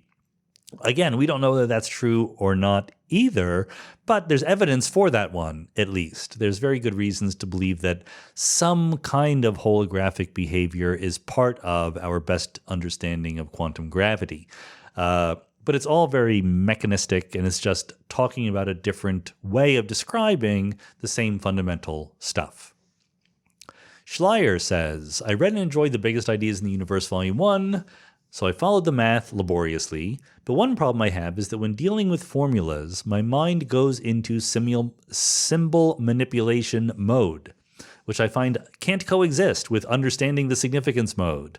Are you able to do the math while keeping the big picture in mind, or is it normal to kind of toggle back and forth? So I'm not exactly sure what you mean. There's certainly a mode where you're just pushing around symbols. That is absolutely true. But it doesn't seem, to me at least, to be exclusive with the mode where you're understanding what's going on. In fact, I think that at some point when you become practiced enough with the equations and with the symbols, you become frustrated when there are no equations. I know that this is often a frustration I have in reading some philosophy papers that, I think the ideas are right, but I would like to see some equations so that I'm sure that I'm following the argument as clearly as I am. So I don't think that it's a matter of toggling back and forth. I do think that, again, you can solve equations. Like when you're halfway through calculating the Riemann tensor, you can't point to one term and say, I know the significance of this. It doesn't have any significance. It's just part of decomposition. It's like when you have the number 10, and someone says, well, I'm going to think of that as 4 plus 6. They're welcome to do this, but it's 10 that matters. It's not the fact that one person has 4 plus 6 is the way they got there, right? Likewise, when you're in the middle of a calculation, very often the intermediate steps don't have any physical significance. But you should be able to attach some meaning to the final answer as well as to the starting point. I think that's just something you get better at with time. Benjamin Cowger asks a priority question. I personally always struggled with the general two-dimensional diagram of gravity, the standard bowling ball and a trampoline image ingrained in everyone's minds and in most school books and online. It seems most folks I've talked with think of gravity this way, as a ball on a rubber sheet, and it's been tough to explain gravity as a force acting on and curving 3D space. If you layer in 4D spacetime and how gravity acts upon it, it gets even harder to explain in words. Why is the ball on the sheet the standard go-to image in most all articles, books, documentaries, etc.? Well, it's hard to explain the curvature of four-dimensional space-time in terms that would be familiar to people. Most people have a difficult time visualizing curved four-dimensional space-time. So we reach for analogies and metaphors and visualizations and things like that. And that's perfectly okay, as long as you are clear about what the limitations of the analogy are. There's a famous XKCD cartoon by former Mindscape guest Randall Monroe where a professor uses the rubber sheet analogy to explain gravity, and then someone raises their hand in the audience and says, that's not possible because the bowl is embedded in a three-dimensional space and it's only the two-dimensional space that is moving. And the professor says, okay, well, what we really mean is there's something called the Riemann tensor, and we can track that to get the Einstein tensor. And the audience is like, no, we didn't want that either. You have to, work your way from the picturesque metaphors to the exact equations, and different metaphors and visualizations and analogies are going to be useful to different people. So I'm always of the opinion that you should use all of them and be very, very clear about what the limitations are. So, I'm on record as to really not liking the expanding balloon analogy for the universe, but I see why you would want to use it as long as you're super clear about its limitations. I feel likewise about the ball on a sheet. It's trying to illustrate the fact that a massive object can warp the space around it, right? And it's only doing it metaphorically, not directly. You have to both trust the audience to be able to see that distinction and help them see it by explaining why you're doing this. You don't just say, here's the ball on the sheet, space-time is like that, trust me. Seth Holowiko says, I know that you loved Knives Out. There's a semi-sequel out, and I just went to see it. What are your thoughts on movie franchises versus one-off original movies? And if you've seen the new Knives Out movie, Glass Onion, what did you think? Rian Johnson is so darn clever, and I wish that more directors were being so creative. Yeah, I almost never admit to this kind of thing, but I did ask the publicity people at Netflix whether Rian Johnson could come on the Mindscape podcast, and they never wrote back to me. So I didn't ask. I don't know Rian Johnson personally. I didn't ask him himself. But Ryan, if you're out there listening to the AMA, would love to have you on the show anytime. Someone pointed out, by the way, that in the very first episode 0 of Mindscape, I extended an invitation to Lady Gaga to come on the Mindscape podcast, and that also continues to be true. Lady Gaga, if you want to come on the podcast, we'd love to talk to you. But yeah, for anyone who doesn't know, Rian Johnson, who has directed a lot of movies spanning quite a space, has a sequel out to the original Knives Out from a couple years ago. The new one is called Glass Onion. They're both murder mysteries starring Daniel Craig as Benoit Blanc, who is a Kentucky detective. So it did take me a while, I will admit, to adjust to hearing Daniel Craig talk in a ridiculously over-the-top Kentucky accent during the movie. But you get into it very quickly, and it's clearly, easily, no question, Daniel Craig's best roles ever.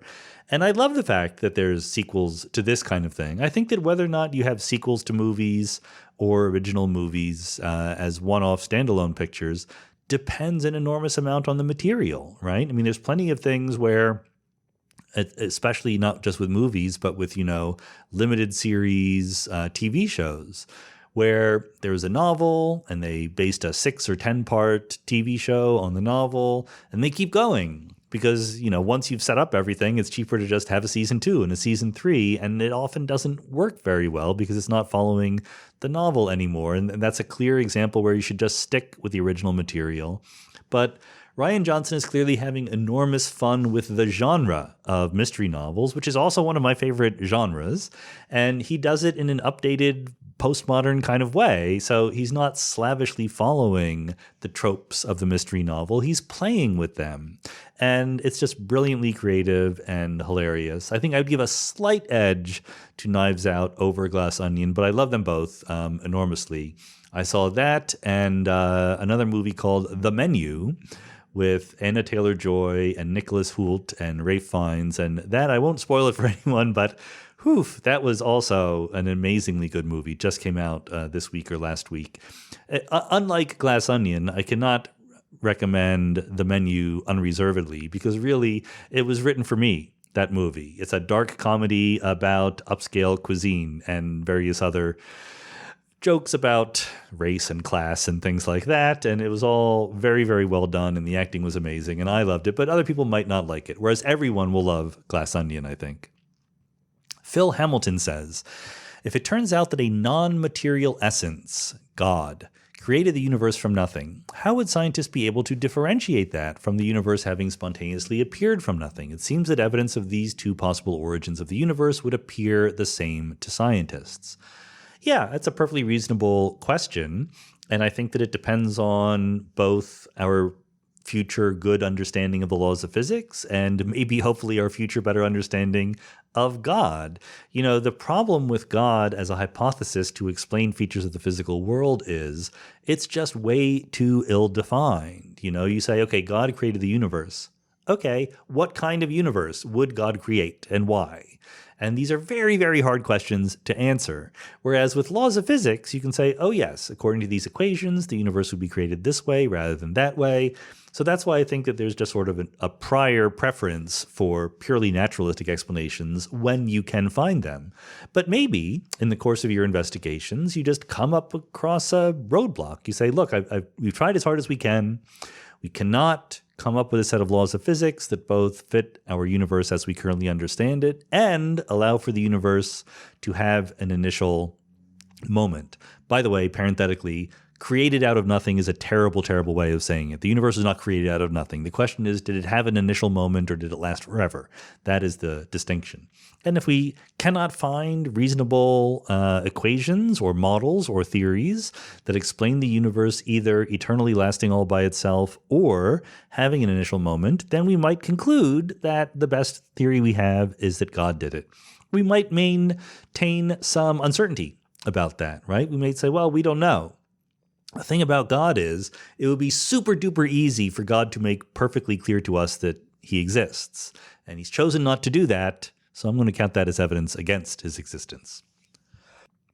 Nick C. says, when you take a class in physics, you might learn about Newtonian mechanics, electromagnetism, relativity, etc., but you don't generally read the original writings of Newton, Maxwell, Einstein, etc. You usually read modern texts. By contrast, when I took philosophy classes, we generally read the original historical works of great philosophers. Especially in light of your new academic position, I'd be curious to hear your thoughts on whether this distinction between the approaches of physics philosophy is generally true, why it's true, and whether either discipline should emulate the approach of the other more. Yeah, I think that I'm sort of sympathetic with the general tone of your question, which I take to be that the reason why in physics we generally read modern textbooks rather than the original writings is because the ideas are there.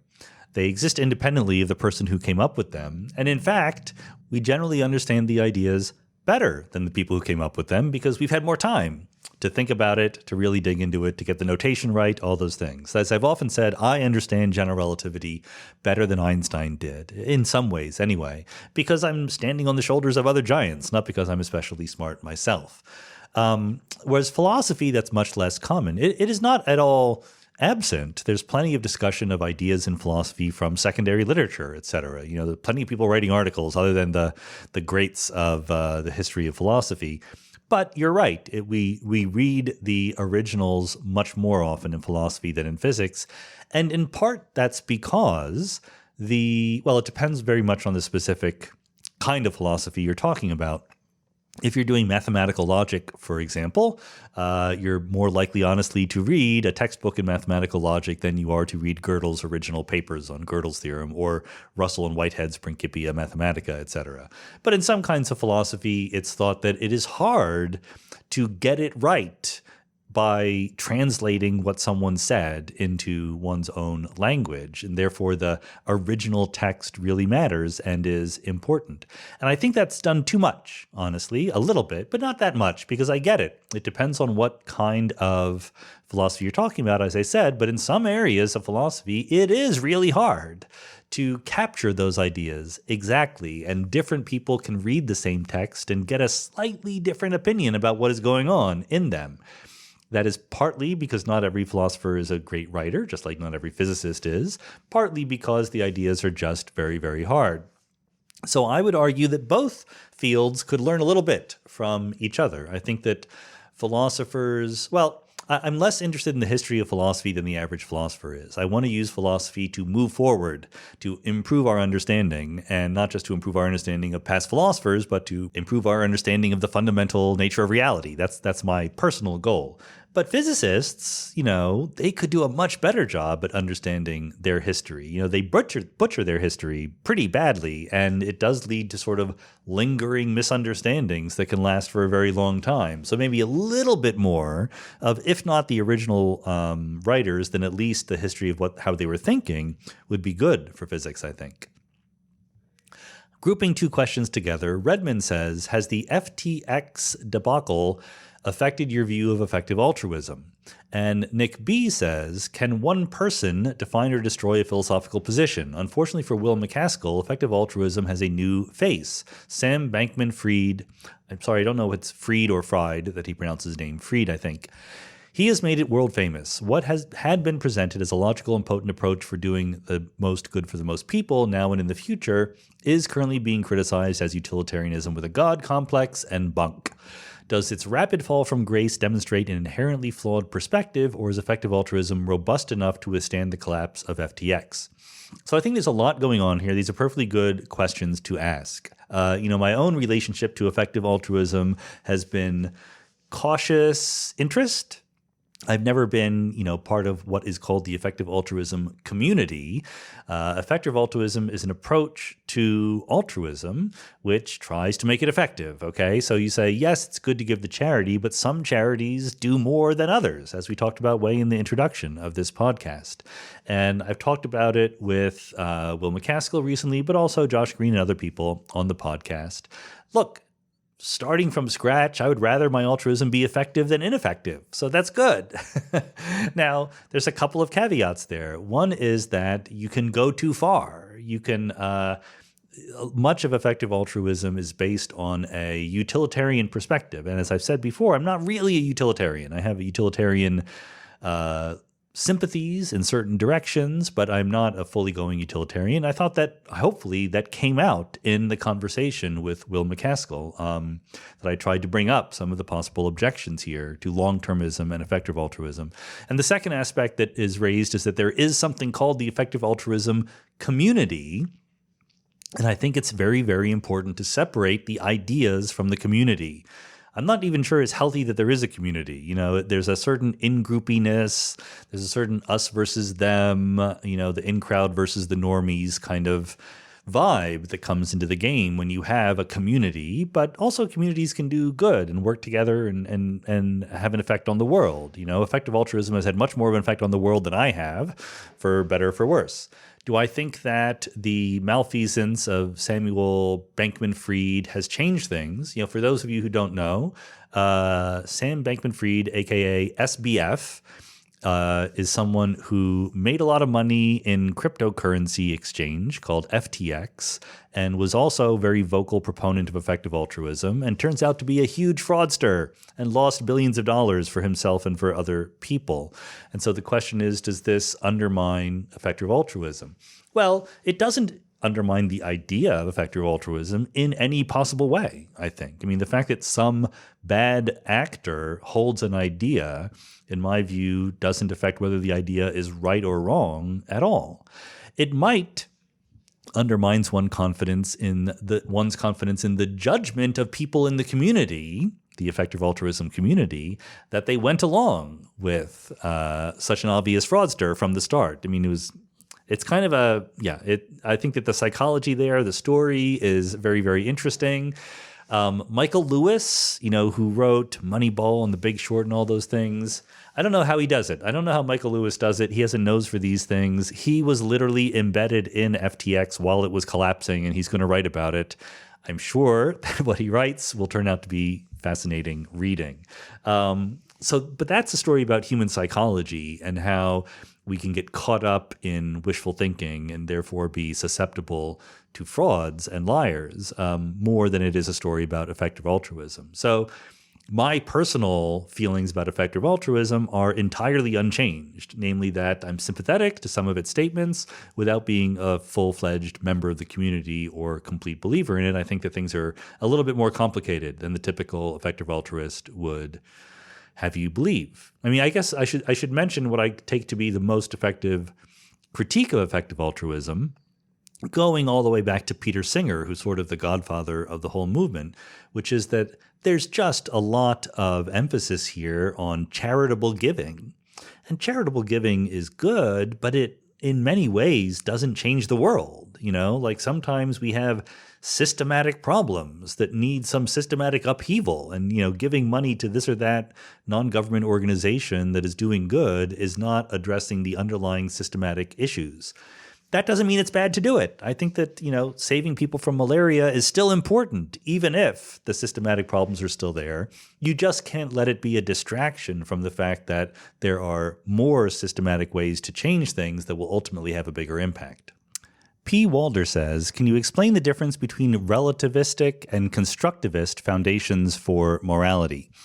I think, this is actually a case where more or less the words are accurate. When you talk about moral relativism, what you're saying is that morality is relative to the beliefs of some community or something like that, right? If a community decides that something is moral, then it's moral. That's what it means to be moral. And people who are outside the community have nothing to say about that, have no rights, no leverage to critique it. Whereas constructivism is just saying that morality is constructed. In other words, it's not out there in the world to be discovered. It's something that human beings come together and individually and collectively construct on the basis of something. And there'll be a difference between Humean constructivists who think that different people might ultimately construct different, perfectly plausible, sensible versions of morality because their individual inclinations and their passions are different. Whereas a Kantian constructivist will say that there is one uniquely rational moral system that you could construct. But there's nothing in any of that that says that morality is relative to some community, or that anything could be a decent formulation of morality as long as some community believes it, or that some person outside the community is not allowed to critique it. It's just admitting that morality is not objectively real out there in the world like scientific facts are out there in the world. Once I have my morality, I'm going to feel perfectly free to criticize other people who don't go along with it. The critique is not on the basis that those people are objectively making a mistake, that they're making a mistake if they say 2 + 2 = 5 or the universe is contracting or something like that. It's a different kind of criticism. It's saying that according to my version of morality, they're doing something wrong. Here's why I think my version of morality is good. That's it, okay? It's not objective and foundational, but I have no reason to say I'm not allowed to make that critique. James Allen says, in the biggest ideas, you talk a lot about the value of spherical cow thinking. Do you think the reason this kind of thinking is so effective historically and practically is a surprising feature of our universe, or is it just a necessary feature of anything that could be reasonably called laws of physics? I think this is a great question. I don't know the answer. I mean, I think that there's two aspects going on here. One is that, well, just to back up a little bit, I should say, what we mean by spherical cow thinking is the idea that you can take away many of the complications in a system, analyze a much simpler toy model system, and then put the complications back in when you want to compare to reality. This is a technique that works super duper well in many areas of physics, doesn't always work well in other kinds of sciences, biology or sociology or whatever. So the aspects I was going to mention are, number one, certainly in those areas where spherical cow thinking works, it is a wonderful technique that lets you make a lot of progress. So when that works, you're going to feel like you're getting further in your quest to understand nature more, because nature is sort of making it easy for you, right? That's why physicists are able to go much further and develop a lot more elaborate model building in the world, because the questions are fundamentally simpler than questions of biology or sociology, etc. But the other aspect is, did it have to be there? Did the universe have to be in such a way that there are some aspects with the property that they can be analyzed effectively in this way? And that's the second part of James's question. Is it a necessary feature of anything that could be called the laws of physics? I don't think that's true. I don't see why there must be a regime of the physical world which is amenable to that kind of let's abstract away the complications and then let's add it back in later kind of reasoning. But I don't know. I don't have a proof or anything like that. So I think that's an interesting question. I suspect that the answer is that it's not necessary. That's my suspicion. I think that there probably are alternative laws of physics that we would still call laws of physics, but they'd be much harder to discover what they are because everything is kind of coupled to everything else and you can't abstract away certain complications. But then maybe there's always some change of variables that makes things look simple. That's what I just don't know. Sabendru Harsh says, the current system of peer-reviewed papers to get to objective truth, is this the best or quickest way to establish scientific truths? I always think it's a little bit dicey to talk about truths and objective truths in this matter because I do think there are truths and I do think there are objective truths, but science doesn't get them in any deterministic way. Science creeps up on them in a way that might not even be monotonic. Like sometimes we have setbacks, right? Science tries to uncover them, but it's important to distinguish between the truths of nature and what is actually uncovered by science. So I wouldn't say that the system of peer-reviewed papers is trying to get to objective truth. It's just trying to improve our success rate, right? I make this point very often that there are plenty of papers that are not peer-reviewed and yet nevertheless are interesting and important and true. There are plenty of papers that are peer-reviewed and published and yet are completely false. But overall, the fraction of papers that are peer-reviewed and published that are worthwhile contributions is going to be higher than the fraction of those that are not peer-reviewed. Like if something really matters, if a certain claim in a certain piece of scientific literature is very, very important to you, then you should more or less not care whether it appears in a peer-reviewed journal. You should read it and understand it and judge whether or not it's likely to be true, right? And that can be work. The peer review system, like many other things, is a labor-saving device. It gives you a little bit more credence that the result is reliable and respectable, but it is not a substitute for your actual judgment. Among all the labor-saving devices, is it the best/quickest? That I don't know. I mean, I think that we're in a world now where technology at least enables us to think in other ways, maybe community or peer review, right? Like put something on the web and let people critique it and publish those critiques or something like that. But I really haven't put any serious thought into what is, as a practical matter, the best way to get those things done. Sandro Stuckey says, your discussion with Raphael Busso made me think about what we actually mean by the area of the event horizon of a black hole and the volume inside it. After a bit of Googling, I found claims that the volume of a black hole is respectively 0, infinity, or large and increasing toward the future. Which of these is right, if any, and why? I'm not sure, but I think those are all wrong. None of those sounds right to me. Certainly 0 and infinity are wrong. But it depends. I mean, it's not actually a well-posed question. That's why you can get these different answers. So think about what you mean by area and volume. Area is pretty well-defined, right? Because we have the notion of the rest frame of a black hole. And in that rest frame, we have the event horizon, and that event horizon has an area, and we can measure it, or we can determine what it is using features of the black hole. The volume inside, in the context of relativity, is going to depend on how you divide space-time up into space and time. Volume is a feature of space, not of space-time. There is something called space-time volume, but that's not usually what people have in mind when you talk about the volume of a black hole. And so how you slice space-time is going to matter a lot to this question of what the volume of the black hole is. I think that depending on what kind of black hole you have, if a black hole is more or less old and stationary and you're ignoring Hawking radiation and things like that, there will be some constant number that you can attach to that, but it still will depend on how you do the slicing. It might not be unique. Certainly it's not 0 or infinity, and I don't even think it's large increasing toward the future unless maybe they have an idea that the black hole is growing because matter is falling into it. Maybe that's what they have in mind. But really the answer is you should think about space-time rather than volumes of space. Paul Hardy says, what are your 2 or 3 best arguments to discount all the claims that astrology makes? I want to use them on people who are immune to science and evidence. So I will first start by saying to Paul, you've probably already lost if you start by saying, I want to use them on people who are immune to science and evidence.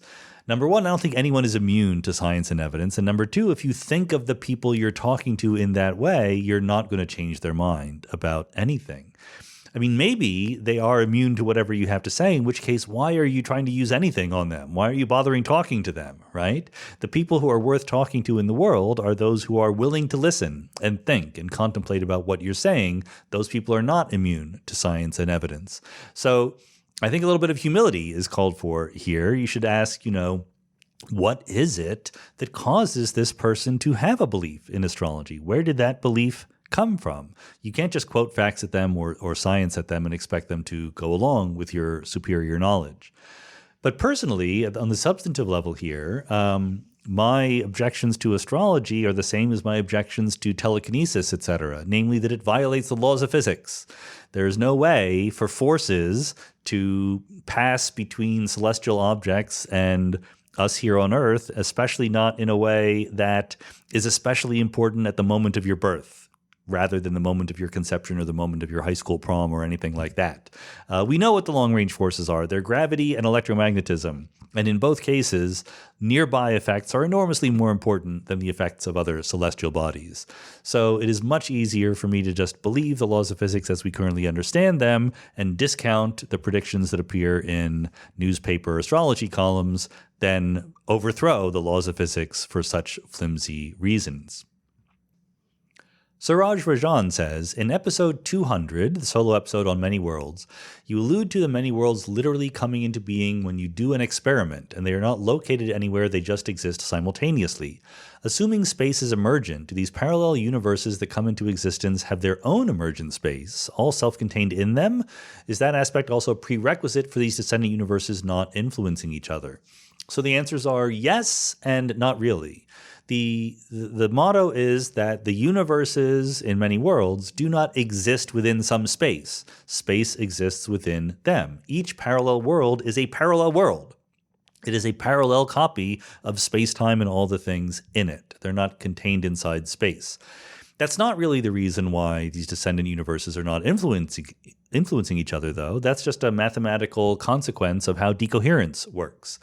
If the quantum state of the environment that is entangled with the state of the system in your particular world is perpendicular to the relevant state in some other world, then there's just zero overlap between those two worlds, and you cannot interfere from one to another. So it's not specifically about the emergence of space in any definite way. Mark Scheuern says, I'm curious as to how classes are assigned to faculty at Hopkins and Caltech. As an adjunct, I just take whatever my institutions give me. I'm guessing that you get more of a say and that your interests and preferences are taken into account, including letting you design your own courses. Yes, you are correct in that, but I don't think it's anything special to Hopkins or Caltech. I think this is a tenured/senior faculty issue versus adjuncts. Adjuncts are treated very badly, and I think that if I were in charge of the world, there'd be fewer adjunct positions and more permanent positions among institutions of higher education here in the United States. I am still, as of yet, not in charge of the world, so I don't know how to bring that about. But basically, every year there is a negotiation between the faculty and the department. So the department might take the form of the department chair or some teaching committee, usually. And roughly speaking, the faculty have put in a request. I would like to teach these courses. The teaching committee looks at them and says, yes, that makes sense, or no, we don't need that this year. It's certainly not you just get to teach whatever you want. Like someone's got to teach junior year electromagnetism. Someone's got to do that even if no one wants to. So you might get assigned that. But people will generally try to be good citizens and, take some turns teaching their favorite courses, some turns teaching the more necessary ones. And you do get the chance to design your own courses. Since I have as usual with me, I have like a weird, unusual position here at Hopkins as a Homewood professor. I am not beholden to the demands of either the physics department or the philosophy department. So basically, I get to teach what I want with the caveat that if someone else is already teaching it, then I don't get to teach it, okay? But if I design my own course, then I've only been here half a year, but the impression is more or less I get to do that. But that is not always the case everywhere. Jimmy says, I recently learned that Hawking radiation isn't actually vertical particle separation, but something more like space-time abhorring horizons and the curvature gradients they create and reducing its curvature via Hawking radiation to rid itself of them. At least that was my understanding. Can you explain the real story of black hole evaporation and why evaporation only occurs when horizons are involved? For example, if a planet existed forever, would it eventually evaporate as well to eliminate the curvature it causes? Well, this is a tricky thing because once again, the equations are perfectly clear, but the translation into words is imperfect necessarily, okay? So when you say space-time abhors a horizon and the curvature gradient they create, that's, true to some extent, but I wouldn't necessarily take that too seriously. For example, in de Sitter space, if you have a cosmology with nothing but a positive cosmological constant, there are horizons around every location in space, but they're not abhorred and they don't go away. There is a thermal temperature associated with them, much as with a black hole, but it's a static state that can last forever, unlike a black hole. So things are subtle here, okay? It is a feature of horizons. Hawking radiation definitely does depend on the existence of horizons. Planets and stars, ordinary stars, do not have any Hawking radiation at all. It's not that they only have a little, they have zero. And the point is that in all of these cases, you have quantum mechanics, you have equations of quantum mechanics, the equations of field theory, and the Schrodinger equation for whatever degrees of freedom you have, and you try to solve those equations in a certain background. So the background might be the gravitational field of a planet, or it might be the gravitational field of a black hole. And what you find is that for a planet or for a star, the quantum fields can settle into a vacuum state, which is just static, which just doesn't evolve in time, much like the wave function of electron in a hydrogen atom could just settle down there and stay there forever. But a black hole is more like an unstable nucleus, right? When you have the nucleus of a particle, of an atom rather, that is an unstable isotope, it can sit there for a long time, but its wave function isn't static. Its wave function is always sort of leaking out a little bit. So the experience that we have of an unstable particle is, there it is, it's sitting there for a long time, and then at some random moment we observe it to have decayed. What's really going on is there's a wave function that is very gently evolving over time from I have not decayed to I have decayed, okay? And that's just a feature of the local physics of the protons and neutrons inside the nucleus and what is stable and what is not stable. And black holes are like that. Black holes do not have solutions to the equations of quantum mechanics that are perfectly static around them. And so they change over time a little bit. And we observe that time evolution as particles being emitted from the black hole until it evaporates away completely. And if, as you might suspect, if that's the case, you might ask, well, okay, are there versions of black holes which do have stable solutions around them? And the answer is not that many, but there are some. I mean, basically what we call extremal black holes have zero temperature and therefore do not radiate away. But we think that that's much like zero, absolute zero temperature more generally, that you can't actually get there in any physical process. So we don't think that these extremal black holes actually exist. They're sort of spherical cow thought experiments for physicists to play with. Chris Murray says, it occurred to me that if it's possible for there to be in the future a time machine configured to immediately travel back to the present, there should be infinitely many such machines in the far future like Boltzmann brains. I thought the fact that our world is not densely packed with such time machines could be evidence that backward time machines are impossible. Well, logically, no. What you're saying doesn't quite follow for a couple of reasons. The most important reason is that the way that time machines would work in general relativity, if they worked at all, is that they would be connections between two different moments in time. So you can't start in the future and build a time machine that stretches into the past. You can't do that even in general relativity. Like, even given you all of the weirdness of negative energies and wormholes and whatever craziness you want to use to make a time machine, you can't just start in the future and then send a tendril back and go to the past.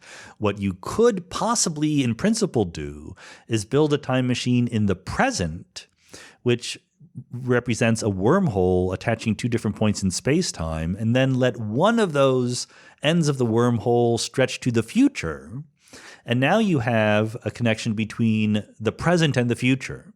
But if you haven't built that wormhole in the present, then it's not here, and therefore no one can come back from the future, okay? You can't use a time machine in general relativity to go back to a point before you built the time machine. That's one thing. The other thing is, there's no reason to suspect that even if time machines exist, that Boltzmann brain-like fluctuations would bring them into existence. Maybe that's something you could contemplate, but for that, the evidence is against it, okay? But that doesn't mean that backward time machines are impossible. That just means that there aren't Boltzmann brain-like fluctuations that bring them into existence. It's certainly possible for certain things to be possible and yet not fluctuating into existence. As I mentioned earlier in the podcast, Kim Boddy and Jason Pollock and I argue that there are not Boltzmann brain-like fluctuations in our actual future universe. So there you go. There'd be no evidence at all one way or another about time machines. Jonathan Bird asks, why would abiogenesis ever stop? Abiogenesis is the origin of life. Shouldn't molecules still be coming together to form tiny living things somewhere on Earth? What are the chances that there were some initial conditions that no longer exist anywhere on Earth?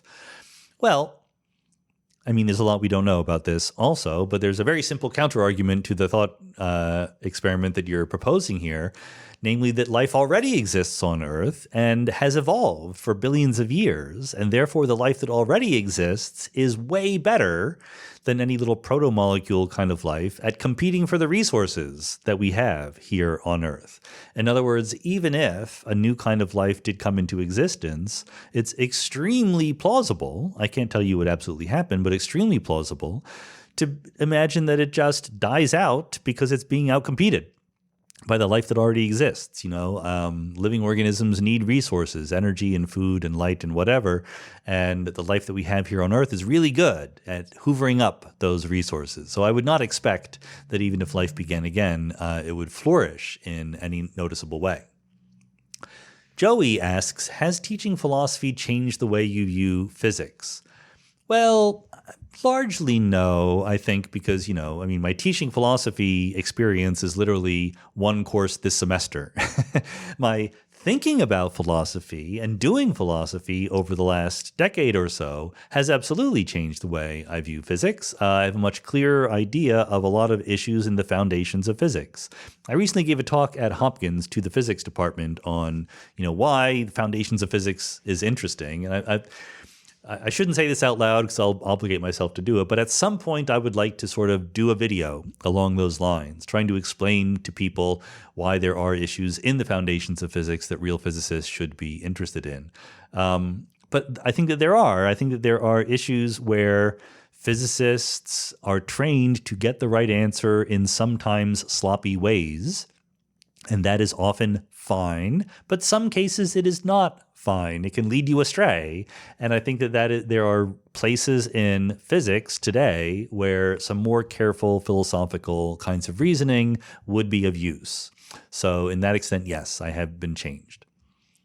Kevin James says, for all the people in North America and Europe who are not in favor of strong or any action on climate change, do you think they could be convinced by considering the massive number of migrants that will be created once the big middle of the world becomes less hospitable due to worsening weather events and less food security? After all, where else will they have to go?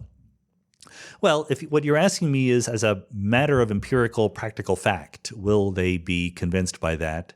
No, I think they will not be convinced by that, because I think that anyone in the modern world who pays any attention to what is going on and is not in favor of strong action on climate change is just deeply living in denial, right? They're clearly not wanting to accept that conclusion, and therefore they're not gonna.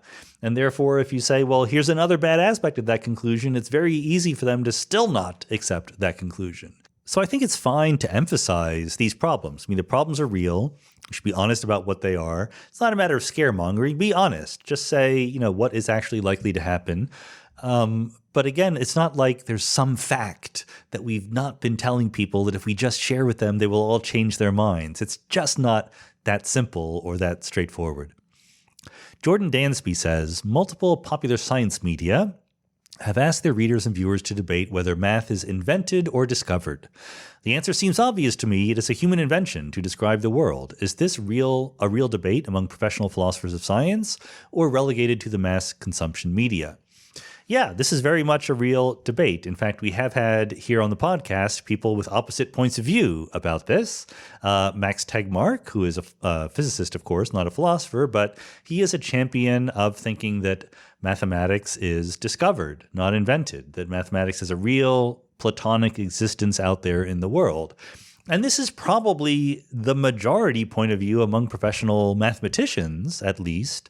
I'm not sure what the majority point of view is among professional physicists, but it's not a consensus point of view. There's plenty of people who disagree.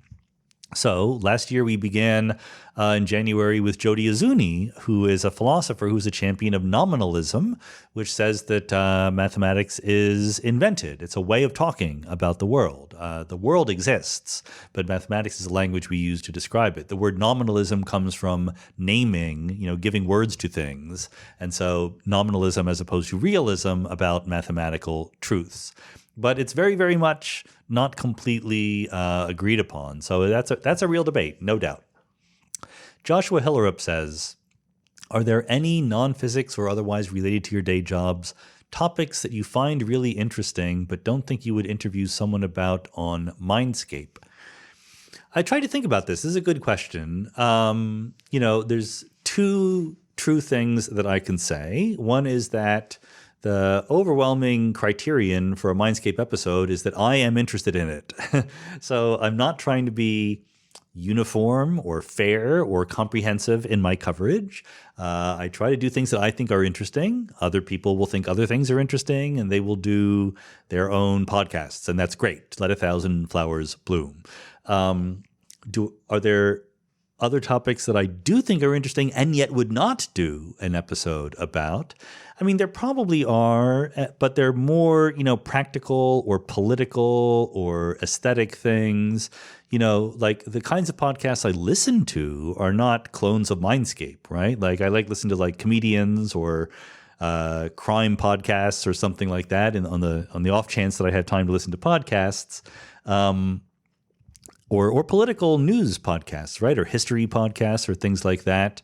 And I think these things are very valuable and serve a purpose, but they're a different purpose than what we have here at Mindscape. So I don't, it will occasionally happen that something that we talk about here on Mindscape overlaps with a question of current political interest, but only as a side effect, right? I want the questions we talk about here to be more or less universal, to be still interesting 100 years from now, or at least let's say 10 years from now.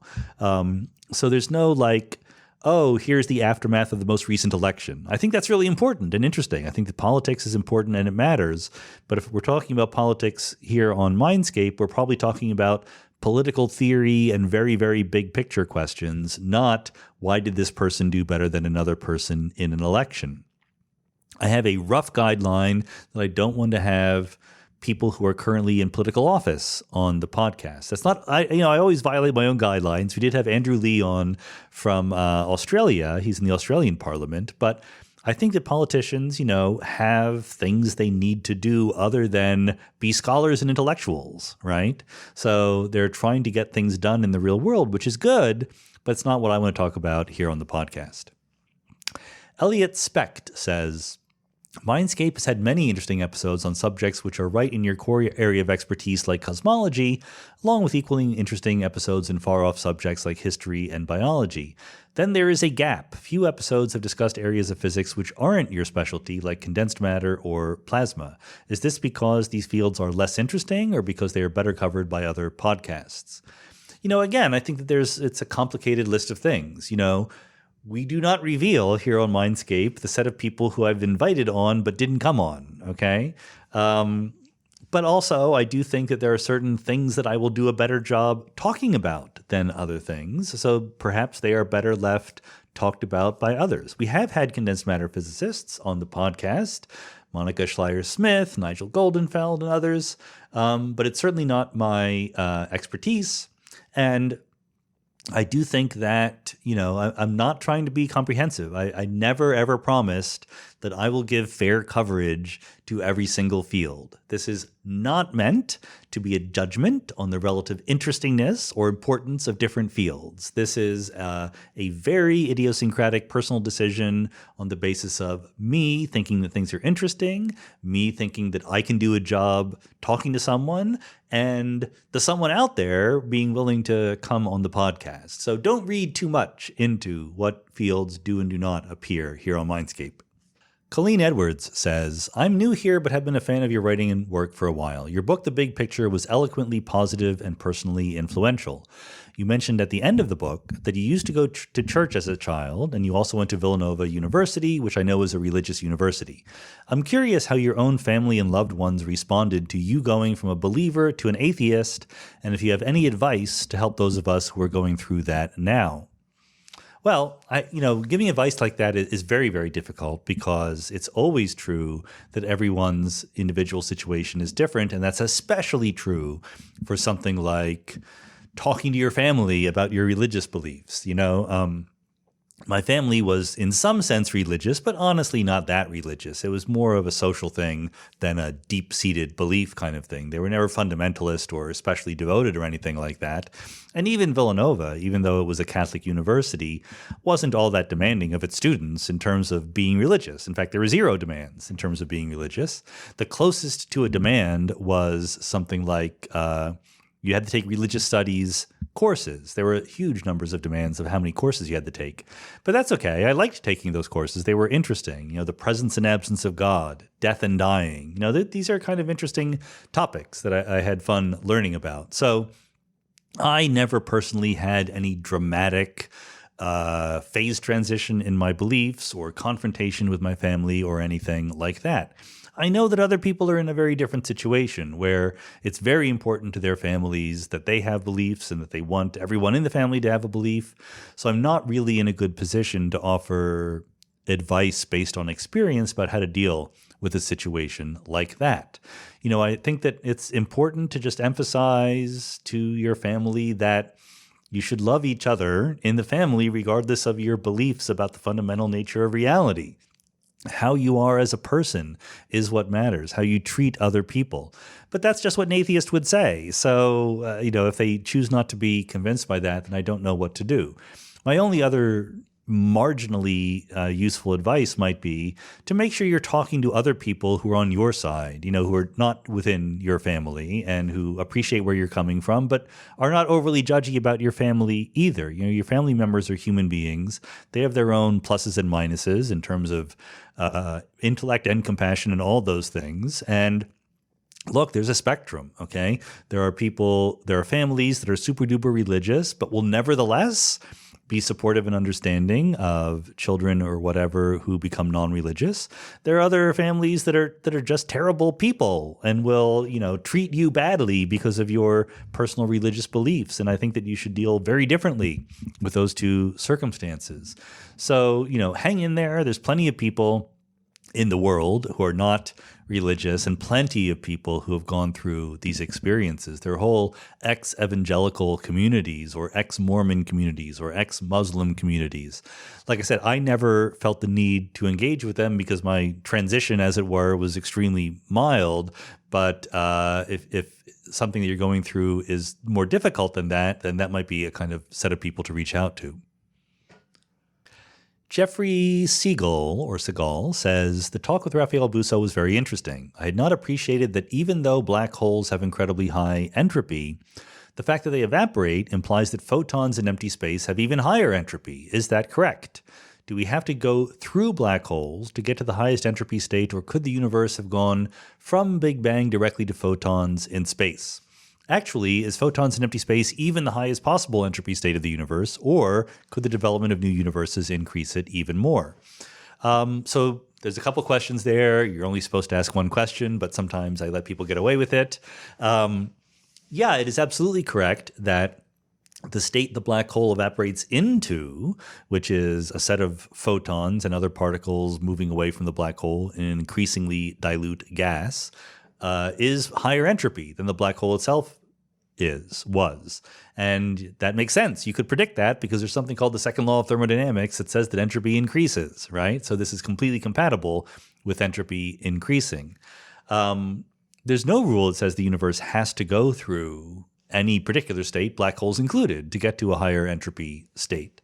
And the specific paths that any physical system takes to go from low entropy to high entropy can in principle be very complex and hard to predict. And that's, not something that is subject to a simple rule like entropy increases. There's no rule that says entropy increases as fast as possible or in this particular way or anything like that. Those rules are all much more situation dependent and complicated. As far as what the highest entropy state is, it is empty space. It is not a gas of photons because we live in a world with gravity. Einstein's general relativity says that in a universe with energy in it, it's either going to be expanding or contracting. Our universe is expanding, and that expansion relates to an increase of entropy of the universe. So we're going to keep expanding and emptying out until we are as empty as can be in what we call de Sitter space, as we've talked about before. Empty space with a positive vacuum energy. In fact, Aidan Chatwin Davis, who used to be a grad student at Caltech, and I wrote a paper establishing this result using previous results from Raphael Busso and Netta Engelhardt, two former Mindscape guests. And so Aidan and I established that this fact that the universe expands and empties out can literally be thought of as a manifestation of the second law of thermodynamics.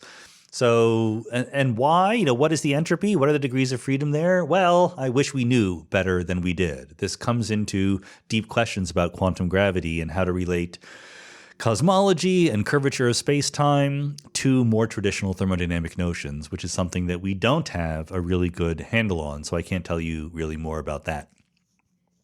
Andrea Sperini says, priority question. Could you explain why an airborne aircraft doesn't lose the rotational velocity it had when in contact with the ground? I understand the atmosphere is still rotating with the Earth, but somehow that doesn't sound fully convincing. Yeah, I'm not quite sure what the lack of conviction here is. If an object is in empty space, it maintains its velocity, right? The velocity doesn't just get lost. In order to lose velocity, you need to somehow have friction or dissipation or something like that. Of course, the atmosphere of the Earth is moving with the Earth. So if you have an airplane that is just sitting stationary above the ground, then it will not lose any energy, but of course it has no velocity, so it will just fall to the ground. But real aircrafts have engines, propellers, jet engines, whatever, and they push them forward. So you're moving with respect to the motion of the Earth and the atmosphere. If you're sitting stationary on the ground, you're really, from the point of view of the reference frame of the solar system, moving along with the surface of the Earth. And so is the atmosphere moving along the surface of the Earth. And it's a little bit subtle because it's a rotating reference frame and things like that, but those subtleties don't matter. The right way to think about it is simply all of your motions are with respect to the Earth, not with respect to some absolute reference frame out there in the universe, because there is no such thing. And when you take off in an airplane and the engine is pushing you in some direction, you are accelerating with respect to the Earth, and that's the velocity that you continue to have. Richard says, in the last year or so, what books did you read for the podcast that you would not have ordinarily been interested in reading? Were there any that particularly surprised you by being more interesting than you thought they'd be? Well, again, the people I invite on the podcast are the ones whose books I want to read. No one's forcing me to do this. So there's really no books out there that I would not have been interested in reading. There's a lot of books written by Mindscape guests that I might not have found the time to read, okay? So therefore, that's why I have them on the podcast, both to talk to them and to nudge me to reading as much of the book as I can. So really the question would be, whose books are even more interesting than I thought they would be? And I always hesitate to answer questions like this because I think it's super duper unfair to all the people who I'm not going to mention. Again, the people who appear on the podcast, I'm enormously grateful for. They're busy people. They take time out of their day to share some of these thoughts widely. And I don't want to rank previous podcasts or anything like that. But, if I were forced to, which I'm not, this is not a priority question, but okay, I'll pretend I'm being forced here. Again, there's a lot, and they're very different. Camilla Pang's book, The Instruction Manual for Being Humans, written by someone on the autism spectrum, was fascinating and very educational. Nick Lane's book on mitochondria, of all things, and the Krebs cycle. Elizabeth Cohen's book on the political value of time. These are all, really just interesting books that are all very much in my wheelhouse for being interested in. I'll also mention especially Brad DeLong's book on the economic history of the long 20th century. Again, something I am interested in, but Brad is an even better writer than I thought he would be. And, his discursive style, which is a pleasure to listen through, although it makes it hard to sort of get through as much stuff as you might want to get through in the course of the podcast, but it makes for great writing because he illuminates all of these points with these wonderful examples, and it turns out to be a giant book, a massive tome, but well worth diving into if you haven't already read that one. Cyback says, I had the heartbreaking experience of falling in love with one of my closest friends who does not share the sentiment. Assuming many worlds is correct, do you think there could be a real world out there where she and I are living happily ever after together? Well, I'll give you the honest answer that I always give to questions like this, which is no. There is not a world where she and you are living happily ever after. There might be a world out there where other people who are kind of like you and her are living happily ever after together, but they're not you and they're not her. You're not the same person as copies of yourself that come through different quantum histories living in other worlds. You're you here on this earth, and that's the right way to conceptualize who you are. I feel bad. I'm sorry that you had this heartbreaking experience. This is one that often happens, but in the end, it's easy for me to say, but you're going to be way, way better off falling in love with people who do share the sentiment. And chances are good that if you keep looking around, that will eventually happen. So don't let one such event like this get you down. It's keeping you open for something much better to happen down the road. John Wellborn says, when it comes to studying science, including physics and space, is there an end game you can imagine that makes this pursuit worth the time, money, energy spent? Or do you not look at it in those terms? I understand that we may discover things along the way that can help us here on Earth, but is there a purpose beyond that? If so, what is it? Why should we pursue anything more in life than making sure the people on Earth are safe, healthy, and happy? Well, what I would answer in response is, why should we even pursue that? Who says that we should pursue making people safe, healthy, and happy? Not that I'm against doing that. I'm in favor of doing that. But why do you want to do that? I mean, be serious about it. Think about what the motivation is. What is your philosophical justification for saying that that particular pursuit is worthwhile? And I think that there's plausible answers to that, but it's non-trivial to think about what they are and how best to put them. I don't think that purposes in life are given to us from outside, much like morality. I don't think it's objectively out there in the world. I talk about this at some length in The Big Picture, if you want to read more about it. I think that purposes are constructed by human beings, and we base our construction of purpose on pre-existing inclinations and intuitions and passions that we have within ourselves. In the case of doing science, those inclinations come from curiosity, a desire to better understand our world. Some of that is very down to earth and survival driven, right? The better picture we have of the world, the better we're going to do at living within it. But some of it is a little bit more lofty than that. Evolution is not very good at fine-tuning our existence and abilities as living beings to down-to-earth survival mechanisms. It does that, but there's all these spin-offs, all these extra things. The same capacities that help us as human beings conceptualize the world for purposes of survival and flourishing and reproduction go beyond those. I want to understand the world. I am curious about it. That's why it's worth spending, because I want it. That's why it's worth spending time on this. And that leaves completely open the idea that other people might not find it worthwhile, and that's fine. I don't judge them to be faulty because they don't share the same drives and desires and intuitions as I have. And it's completely compatible in my mind to want to understand the world better and to make people on Earth safe, healthy, and happy. Maybe not to be too insinuating about it, but maybe understanding the world better helps us make people safe, healthy, and happy. Jim Murphy says, I'm curious what it's like to be a public personality as well as a professor. Do you have any starstruck students? Do other professors treat you differently? Short answer is no. I don't have any starstruck students, and the other professors don't treat me differently.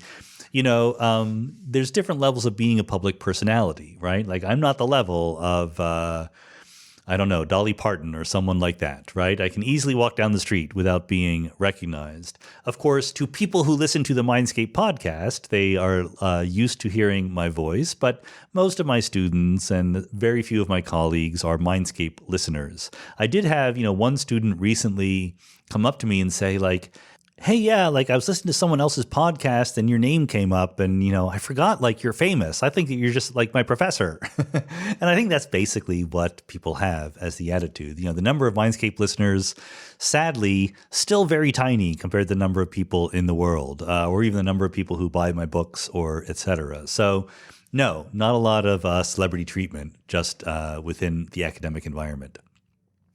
T.O. Alexander says, let's assume panpsychism or pan-experientialism is the case.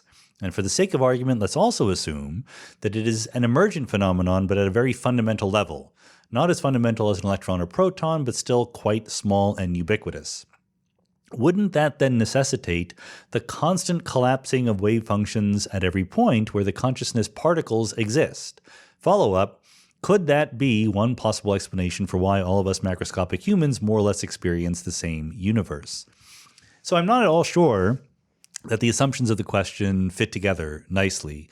If you're literally pan-psychist or pan-experientialist, then I don't think you can say it's an emergent phenomenon. I think that the whole idea of panpsychism is to say that consciousness is absolutely fundamental.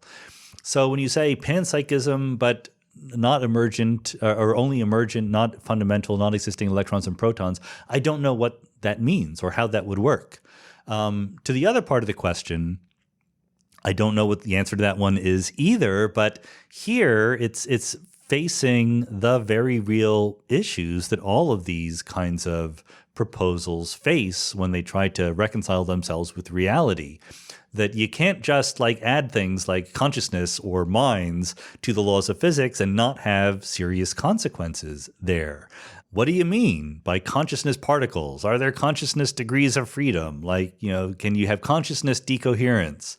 I don't know the answer to those questions. I suspect there are no answers to those questions because all of these ideas are fundamentally ill-defined. They're just not that specific enough to provide answers. And if they were, they would probably be ruled out by experiment. So in terms of could it be an explanation for why we all experience the same universe? No, you don't need an explanation for that. The explanation for that is that there is a universe and we're in it. That's the explanation.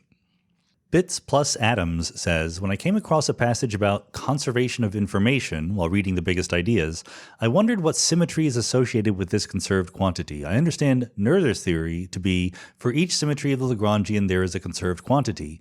Does information fit into this framework? I think the answer is no, it doesn't, because you're pointing out something that is very true about Noether's theorem. For each symmetry of the Lagrangian, there is a conserved quantity. It's not the other way around. It's not true that for everything conserved, there must be a symmetry. The fact that information is conserved is a basic feature of the setup that has Lagrangians in it in the first place. Information would be conserved even if there was not a symmetry of the Lagrangian. As long as you have a Lagrangian, this is a particular way of formulating dynamical laws of physics, information will be conserved. There's other non-Lagrangian-based laws of physics where information is not conserved, but our universe, at least for we many worlds people, the Lagrangian picture seems to be pretty good, and therefore information does seem to be conserved in the wave function of the universe. Michael Ailing says, to explain the uniformity of the CMB, has anyone proposed an alternative to thermal equilibrium? Could some other physical process have led to it all being the same temperature in an expanding universe without the need for inflation? So you have to be careful here because, of course, thermal equilibrium does not explain the uniformity of the CMB. We live in a universe with gravity, and in a universe with gravity, thermal equilibrium does not look smooth. You get lumpy regions with black holes, empty regions elsewhere. So the CMB is smooth, and the temperature spectrum, the spectrum of the radiation is that of a black body in equilibrium, but it's the spectrum of an object in equilibrium without gravity. But it is not an object without gravity. That's the mystery. Why does it have that particular spectrum, even though it is not that kind of thing? So inflation provides one way to do that, a way for the matter degrees of freedom to thermalize, even though the gravitational configuration of matter is very, very much out of equilibrium. Are there other ways to do it other than inflation? Well, the only real good way of doing it other than inflation is just to posit that this is some kind of initial condition. Right? Maybe the wave function of the universe just is that way, or maybe God just made it that way. That's not to say there's not some other theory that is not inflation that will be good, but we haven't come up with it yet. Ed says, in the Futurama episode, Crimes of the Hot, the problem of global warming is solved by moving the Earth farther from the sun. Leaving aside the engineering challenges of such a course, do you have an opinion or comment on the long-term possibility of controlling the Earth's temperature by adjusting the Earth's orbit? As a bonus question, do you think it would be easier to physically move the entire Earth or to fix global capitalism such that carbon emissions can be reduced quickly? So yeah, I think it's easier to fix global capitalism. The idea of moving the Earth physically farther from the sun is very, very, very, very far away from being practically feasible. It is much, much easier to imagine fixing the Earth's atmosphere one way or the other. Even if you go to very science fiction-y scenarios like inventing little microorganisms that will eat all of the greenhouse gases, etc. That's not completely science fictional. Maybe we'll be able to do that someday. Maybe we'll be able to geoengineer, or that's not really the right way to do it, right? Terraform the Earth itself, okay? That's very, very difficult. Still way easier than moving the Earth around its orbit. Fixing capitalism is actually even easier than that. Is it easy? No, but you have to be a little bit realistic about these, the different levels of complexity involved here. You know, at least if nothing else, it's a good reminder of how difficult it would be to terraform another planet like Mars or Venus or whatever. We can't even get our act together to fix the Earth's atmosphere, even though it's already pretty good. We're just breaking it. We can't prevent ourselves from breaking it. Just imagine how difficult it would be to completely alter a whole other planet's atmosphere. Benjamin Barbrell says, priority question. Do all of the branches in Many Worlds multiverse look like our own familiar universe, homogeneous at large scales, etc., or would some of them appear somewhat exotic to our eyes? Is our branch typical, if that means anything? Well, again, we don't know. Like, we can't visit these other universes, but it is completely plausible that other branches look very, very different. You would like to think that our branch is typical in some sense, but this is just, maybe I even shouldn't, this is a priority question, so I have to answer it, but my answer is we don't know nearly enough about the wave function of the overall universe, including other branches of the wave function, to answer a question like this. I'm not sure whether we ever will, but we can ask it, we can think about it. I just don't have any informed basis for speculation. Danny Avidin says, would you mind sharing your thoughts about morality and meat eating?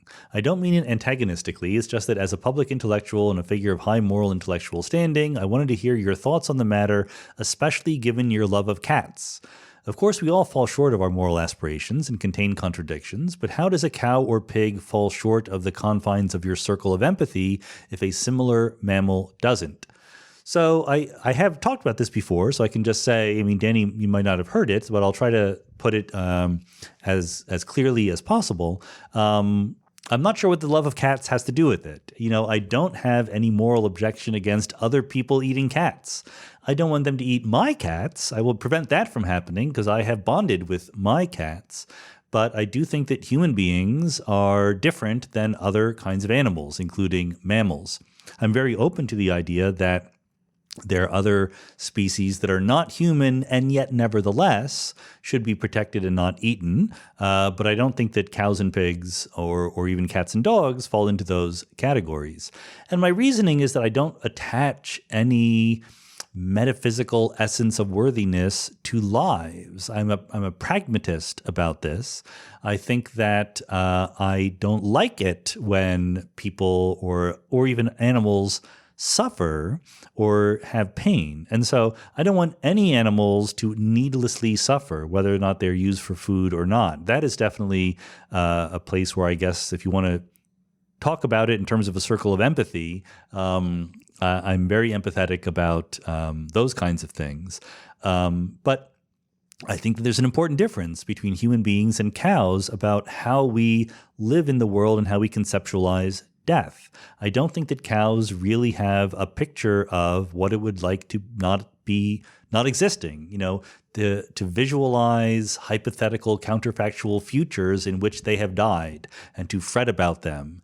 And I think that the relationship of human beings with respect to past, present, and future is different than those in other animals. And we've talked about this on the podcast before. We'll talk about it again.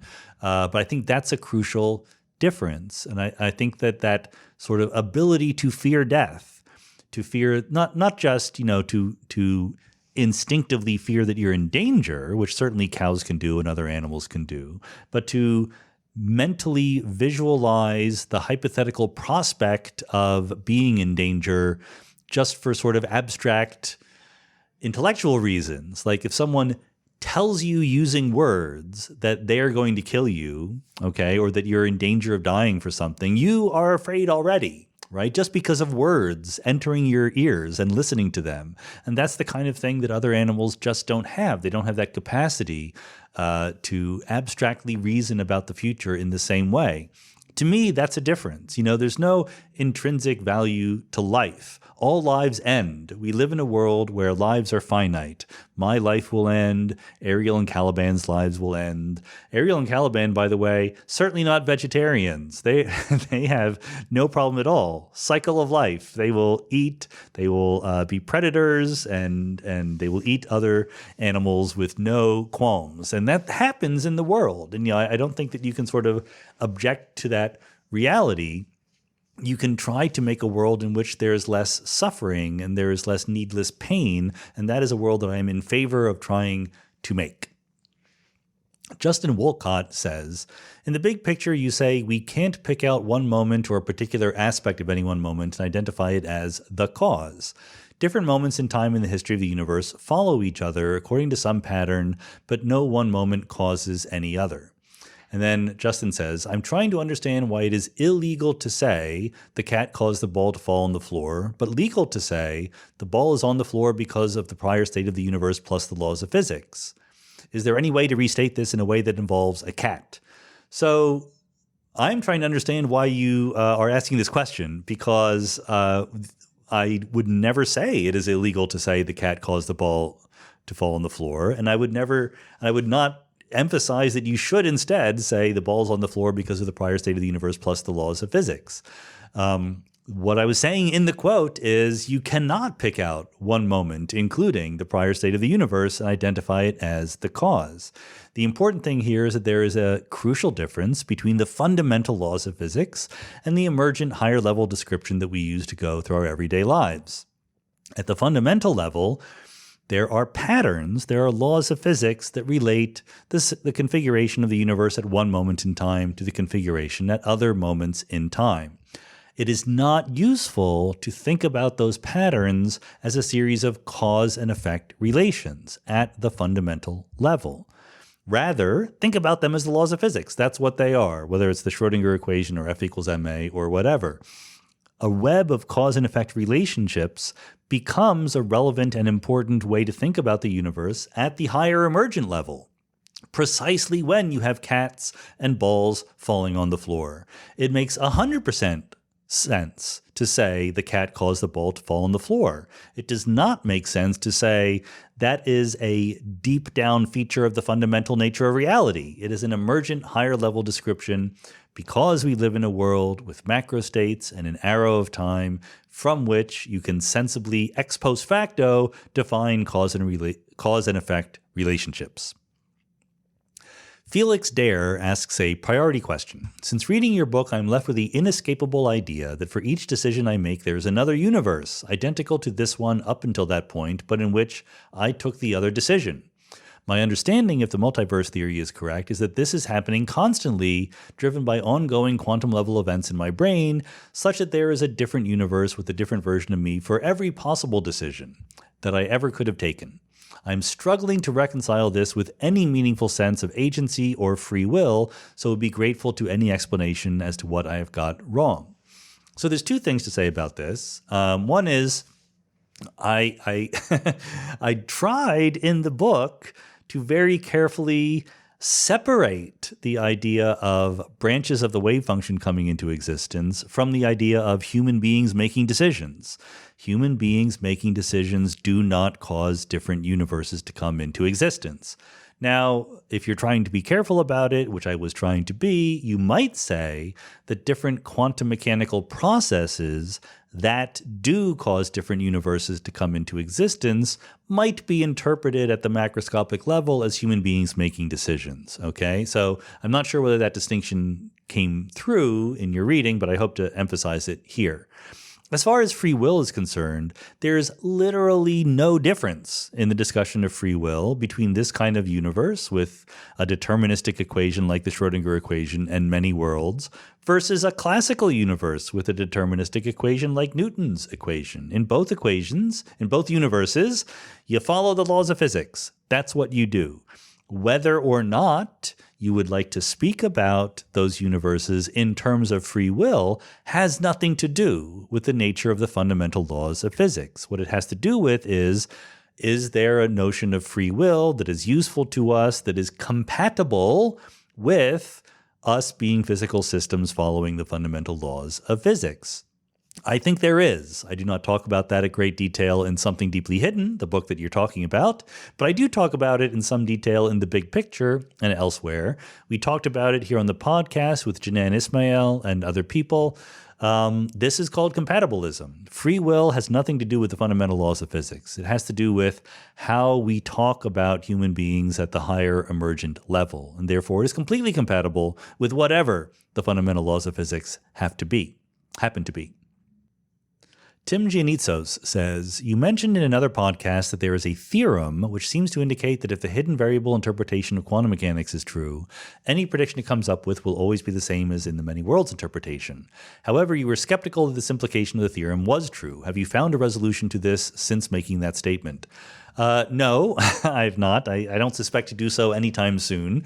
That's just something that is percolating in the back of my mind, not something that I am putting a lot of effort into at the present moment.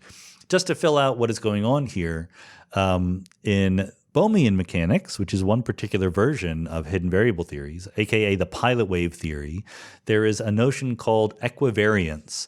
So you have both the wave function and you have variables that represent the positions of particles or what have you. And the equivariance idea says that if you start the distribution of particle positions in a random selection that follows the probability distribution given by the wave function squared, then it will continue to follow the distribution given by the wave function squared.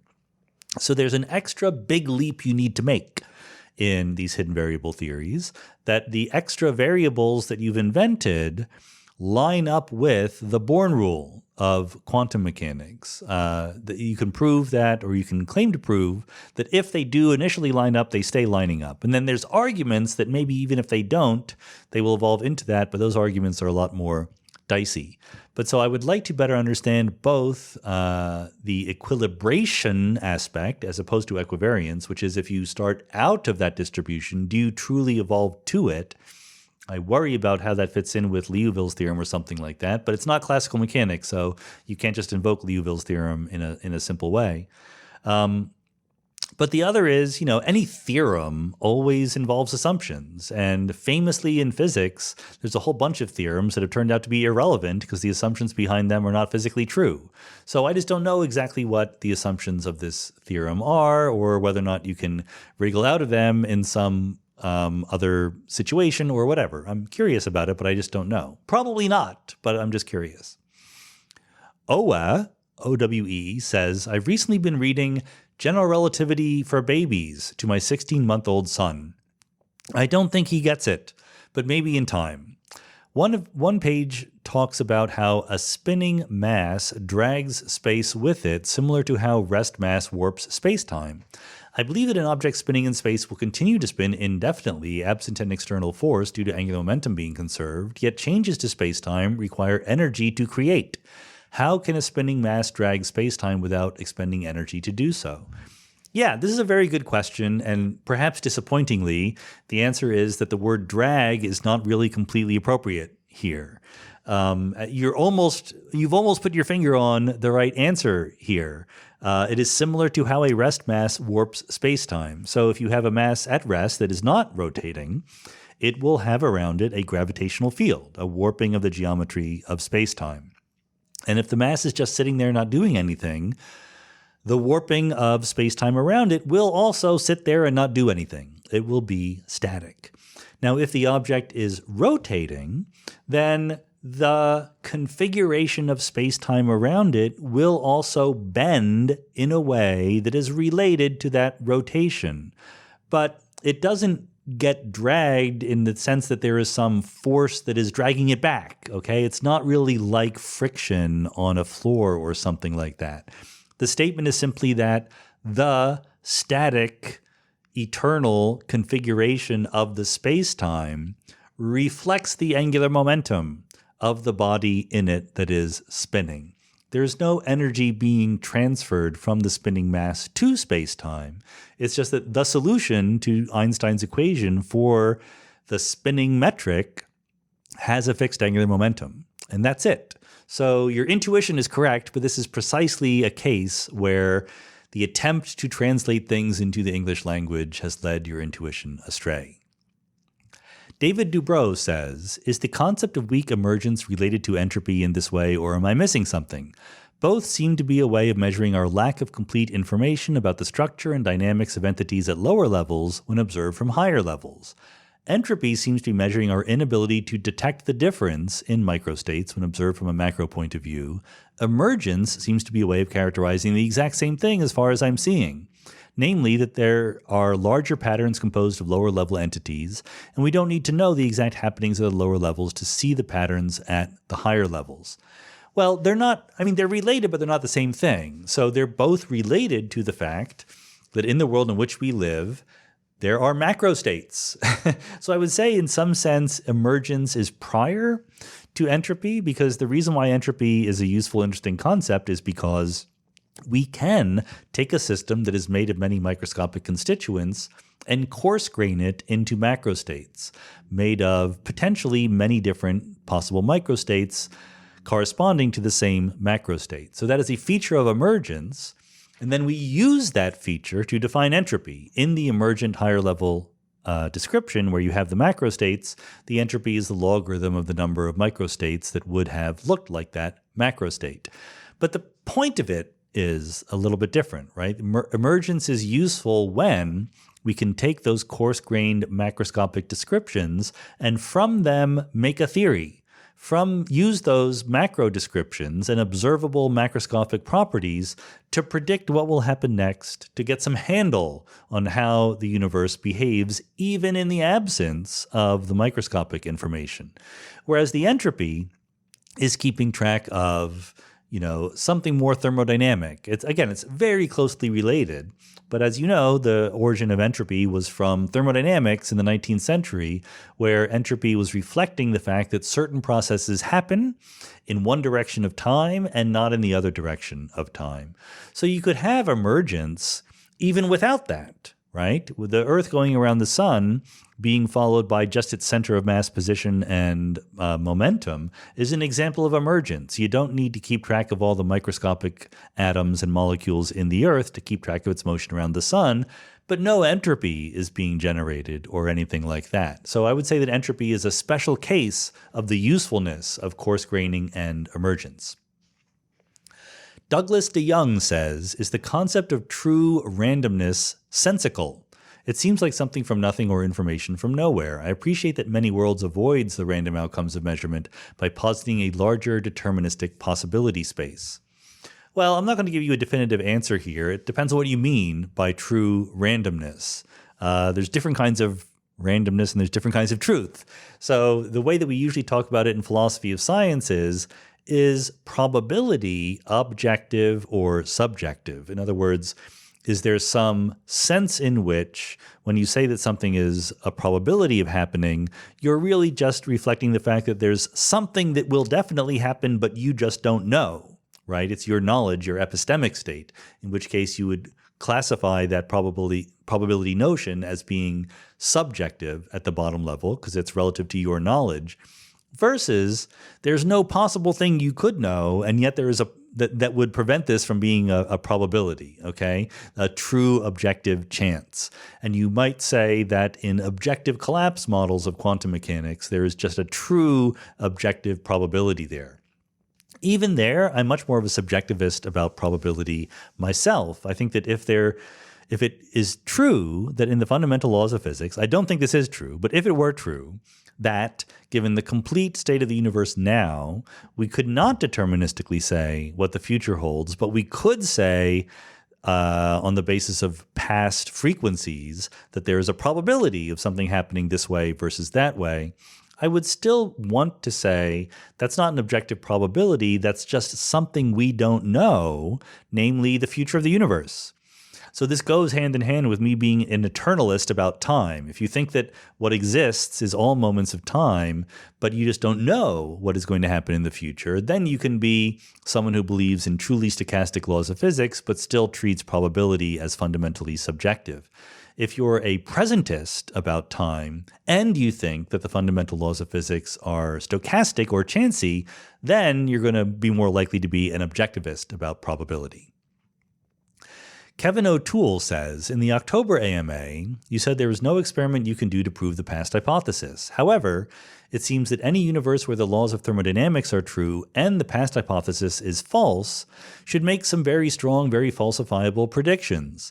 The theory in that universe would say that with overwhelming probability, our experiences are explained by a small world fluctuating from equilibrium and by illusory stuff outside that world, just enough to make us think that the universe is bigger and explain what we've observed so far.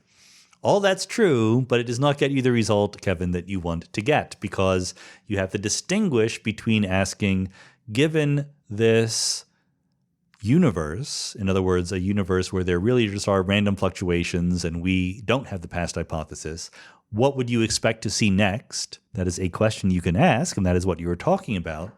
But the theory choice question about doing an experiment to prove the past hypothesis is not that question. That's just calculating the likelihood function, right, in Bayes' theorem. To choose between the theories, you have to multiply that likelihood function by the prior. So the question is not, given this theory, what do you expect to see next? But given what you see, what is the most likely theory, okay? And given a universe that is randomly fluctuating, it is true that given what we see now, the next thing we should see is just some thermal equilibrium random fluctuations. But given that the next thing we see is not thermal equilibrium random fluctuations, if that universe were real, it would still be overwhelmingly likely that all that stuff had just fluctuated into existence, okay? So that's why you need to assume the past hypothesis. You can't actually be a good Bayesian and rule it out by data, because under that set of assumptions that all configurations of stuff in the universe are equally likely, the prior probability that you're seeing things randomly fluctuate into existence is so overwhelmingly large that you can't beat it down just by likelihood functions and collecting new data. Brent Meeker says, you've written a paper with Jackie Laudman about violation of conservation laws in quantum measurements. You said that energy was only conserved on average but not in a single measurement. If I understood it correctly, it would also apply to the measurement of any conserved quantity, not just energy. Does this provide any test of many worlds versus, say, cubism or the transactional interpretation? Do all interpretations of quantum mechanics imply non-conservation in measurements? So a couple of clarifications here. I did write such a paper. We did not say that energy is conserved on average. Energy is not conserved on average. It fluctuates up and down, but it fluctuates up and down by sizes that will generally decrease with time. The fluctuations in energy go down over time, so that by now, in the late universe, energy looks pretty darn conserved to us. You might think that this should apply to the measurement of any conserved quantity, but there is a loophole there. You can be in a universe that has a definite value of other conserved quantities, that has a definite value of momentum or angular momentum or electrical charge or whatever. And in that case, there are zero fluctuations whatsoever. Why can't you be in a universe with a definite value of energy? Because energy is special in quantum mechanics. Energy is the thing that tells you how the wave function evolves with time. Remember, the Schrödinger equation says the Hamiltonian operates on the wave function to tell you the time derivative of the wave function. The Hamiltonian is just the energy. So if you are in a state with definite, well-defined energy, and nothing ever changes, literally nothing happens in such a universe.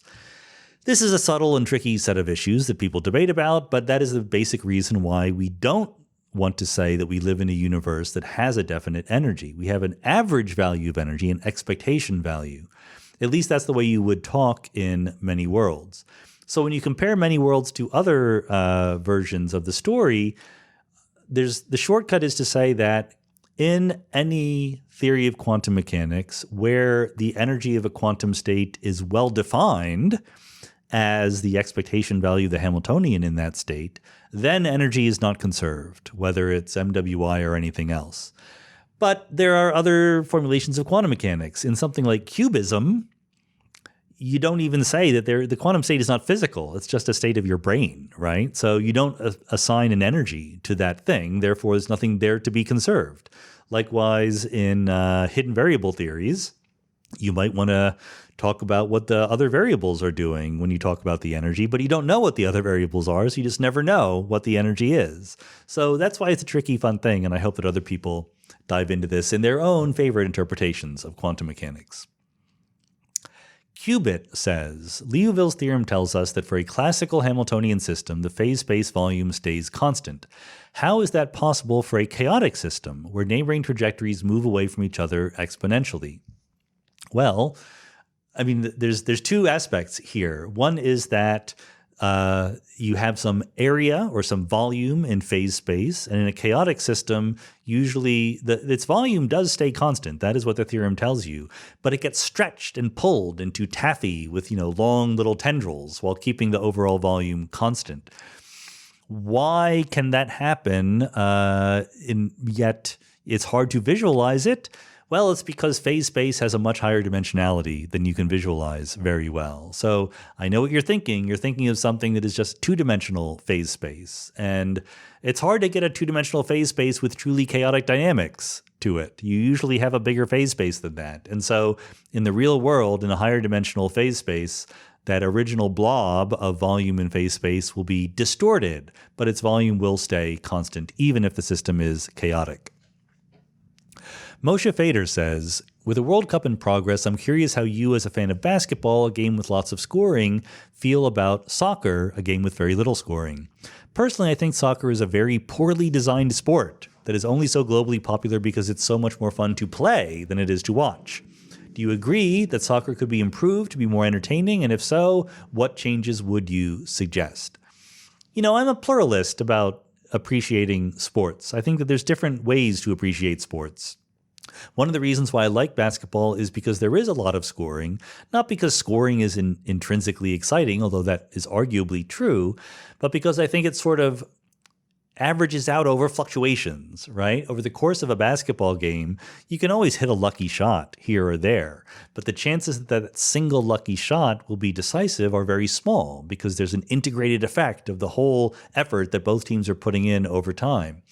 Whereas in not just soccer, but any other sport where the number of scores per game is much lower, random fluctuations will generally play a much larger role. They're not definitive. They're not, the whole story by any stretch, but they will be more important than in a game where you have lots of chances to average over those fluctuations.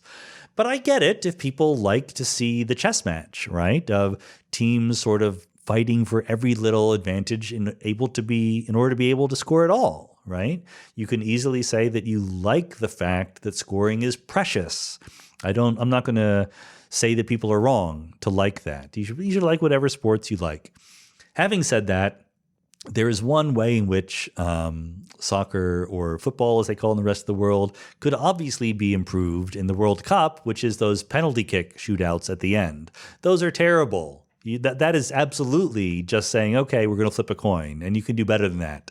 You can do. I haven't watched the World Cup this year. Maybe they haven't been doing better than that this year. I'm not sure, but that's always annoyed me about the World Cup, which otherwise I quite enjoy. Shambles asks, do you get any sense that life, as in the origin of life, is or was inevitable? Well, no, I get no such sense. My sense is that life was hard to get started. Otherwise, it would be much more ubiquitous in the universe around us. But guess what? Nobody cares about my personal sense. I think that these are issues where our data is very, very, very meager, and we can have impressions or guesses or priors, but we shouldn't be too wedded to them. We'll be able to collect a lot better data going forward. Stuart Hain says, I have a question about the cosmic microwave background. When I think of a supernova, I think of a flash of light being emitted and then traveling past us. If we're not looking, we may not see it. However, the CMB appears to be ever present, even though it originated from the surface of last scattering. Is that because the CMB effused all of space and was moving in all directions, and therefore it will be ever present? Yes. This is the kind of question I like in the AMAs. The answer is yes. You asked the question and you also answered it. We talk about the surface of last scattering, but it's better to think about a moment of last scattering throughout all the universe. Think of the early universe. It's more or less homogeneous, more or less the same everywhere. It's evolving in time because space is expanding and matter is diluting away, cooling off. And at some moment, things recombine, the electrons come back with the protons, and you get atoms. That's what we call the moment of last scattering. The surface of last scattering is just the intersection of that moment with our personal past light cone. And as time goes on for us, our light cone moves out just a little bit. So as we look at the microwave background from moment to moment, we're not looking at the same place in the microwave background. It looks like the same place because the microwave background is very, very smooth. But if you look at the microwave background once and then a year later, the photons that you see came from 1 light year further away. Okay, that's almost no difference as far as the CMB is concerned. So it looks more or less static and fixed, but in fact, you're looking at slightly different places. Rob Patro says, the recent drama surrounding Twitter has renewed debate over the optimal bounds of speech on online platforms. As someone who seems deeply dedicated to debate and free speech, but also cognizant of the shortcomings of absolutism and aware of the importance of practical solutions, I'm curious about your thoughts on this topic. How do you think that we as a society should balance the necessity of open and free debate with the dangers posed by speech that incites violence and constitutes harassment, particularly in the context of private platforms like Twitter that start to border the space of a public utility? I don't think I can give an answer that is any better than all the implications here in the question that Rob asked. I think that there is a lot of drama surrounding Twitter. I'm contemplating just, decreasing my use of Twitter, honestly. Twitter has been great to me, and I get a lot of value out of it. But both with Elon Musk buying it and, letting a lot of more disreputable people back onto the platform and generally lowering the tone overall, plus the fact that everyone else is just talking about drama on Twitter rather than talking about substantive things, it's become less enjoyable for me to go on there. And so I don't know what I will do. I mean, I'm still there, and I might just stay there, or I might leave, or I really don't know. I think there's a lot of interesting questions here. Everyone who's thought about these in detail and with care knows that you have to moderate social media. You can't just let everyone yap out whatever they want. Or if you do, that's fine, but no one is going to join you because there's a lot of hate-filled, terrible voices out there, right, who no one wants to listen to. So moderation is important and necessary, if only to obey the law, but also just to create a space that is pleasant and people want to be in. You can't just let anyone say anything they want. That is no way to run a social media network. You see that with Elon Musk inviting a bunch of people on and then kicking them back off again, or changing a rule and then changing it back again. There are reasons why these rules are there. What should the rules be? I think that's an honest, difficult question. I would like, ideally in the utopia, we would have different social media platforms that maybe could even talk to each other, but people would have an ability to choose what kind of content they were exposed to. So people could, in some sense, choose among a menu of possible moderation strategies or something like that. But you have to do some moderation. You have to balance different considerations. You have to balance the considerations of open and free debate with considerations of peaceful coexistence and harassment and various kinds of things. Now, the very end of the question becomes super interesting and difficult, where Rob brings up the idea that Twitter starts to border the space of a public utility. I mean, Twitter is a private company, and to some extent, let the private company do whatever it wants as long as it's not actively harming other people. But if it does become almost like a monopoly or a special shared public space, then is there a motivation for government to become involved and to curate it or to regulate it? I kind of would want to keep that to a minimum because, we've seen in history that cyberspace and the internet moves very quickly.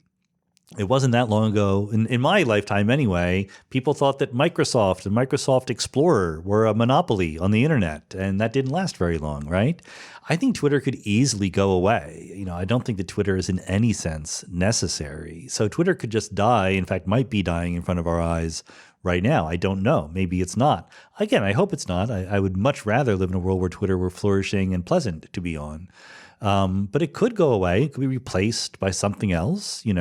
Look, if Google came along and just did more or less exactly a clone of Twitter with more or less reasonable content moderation and an edit button, everyone would move there. I don't see why. I mean, it is hard to do. Of course, there's enormous infrastructure and things like that. That's why I said Google rather than someone in their garage. But there's no inevitability to these giant social media platforms. Their assets are rather intangible, right? The asset of Twitter is the user base. It's not some factory or something like this. This is what we talked about with John Quiggin when we talked about interest rates and the sort of new disconnect between interest rates and company valuations, because Twitter is the people. And the people could easily move tomorrow. So Twitter better get its act in gear. Otherwise, everyone will just go somewhere else. That's why I don't want government to regulate it too much, because it's not inevitable. If it becomes inevitable, if it becomes something as necessary and important and unique as roads or airways or electromagnetic radio frequencies, then maybe there should be more government intervention. Bert Rich says, when it comes to the great filter, scenarios like climate change, wars, and pandemics are being discussed. But my personal candidate is missing. A failed physics experiment may be always the same one. For example, some new particle being created that results in a cascading all-planetary matter pulverizing effect. As an insider, is this completely out of the question or something that keeps you up at night? Most other scenarios are, in my opinion, too slow and not devastating enough. I'm confident that we could fix or survive as a technological species, just about all of them. So, look, I've said it before, my very straightforward solution to the Great Filter is that technological civilizations are just super duper rare, either because life is rare or because complex eukaryotic / multicellular life is super duper rare. Because you're right, most of these other things about climate change, wars, pandemics, or whatever, maybe they'll happen some of the time, but they're not inevitable if this happens thousands of times or millions of times across the galaxy. But maybe life just never forms, or evolved life, super advanced life never forms. That's much easier to believe. As far as the new particle being created, there's a very strong argument against that possibility, namely that everything we do here on Earth is done at much higher energies and much more often out there in the universe. High-energy cosmic rays bump into each other, bump into the Earth. They do all the physical processes that we try to reproduce with all of our particle accelerators, et cetera, here on Earth. People can and have tried to wriggle out of that very strong bound on what can possibly happen to try to like cleverly invent some scenario where something could uniquely happen in a particle accelerator. But the smart money is that's just not going to happen. So that is not something that keeps me up at night, or does it keep up, as far as I know, any other particle physicists that I know about. Kevidin says, the political climate in the U.S. has grown increasingly tense and partisan in recent years, with several unprecedented events occurring, Roe v. Wade overturning, January 6th riots, etc. What is it about our current time that is causing such a tense political climate? And do you see any positive way out of this and into a more normal political climate? Yeah, I think it's I hate to say this, it's complicated. This seems to be the theme of this month's AMA. This is a real issue. There's a real question. This is not like, oh, there's some simple answer that has been overlooked. Part of it is at the level of politics. As we discussed with people like Will Wilkinson and Ezra Klein, there is more polarization. Politicians have done the game theory calculation that if what they want to maximize is their chance of getting reelected, rather than what is best for the country, then stoking dislike of the other political party is the way to go. It makes it harder to compromise and get things done. But if you don't care about compromising and getting things done, all you care about is getting out your vote, then that's the way to go. And this has been creeping up on us for a while, but at least since the 90s, it's become very vivid and very obvious. But there's other things going on. I do think that modernity, the modern world, modern technological industrial society gives people the impression that they are left behind and they feel bad about it. There's a lot of people out there who feel powerless, who do not feel that the democratic institutions are on their side, who do not feel supported, that don't have either jobs at all or don't have good jobs. They have jobs that are not very meaningful, not very high paying, not very secure, etc. We don't have good health care and things like that in the United States anyway.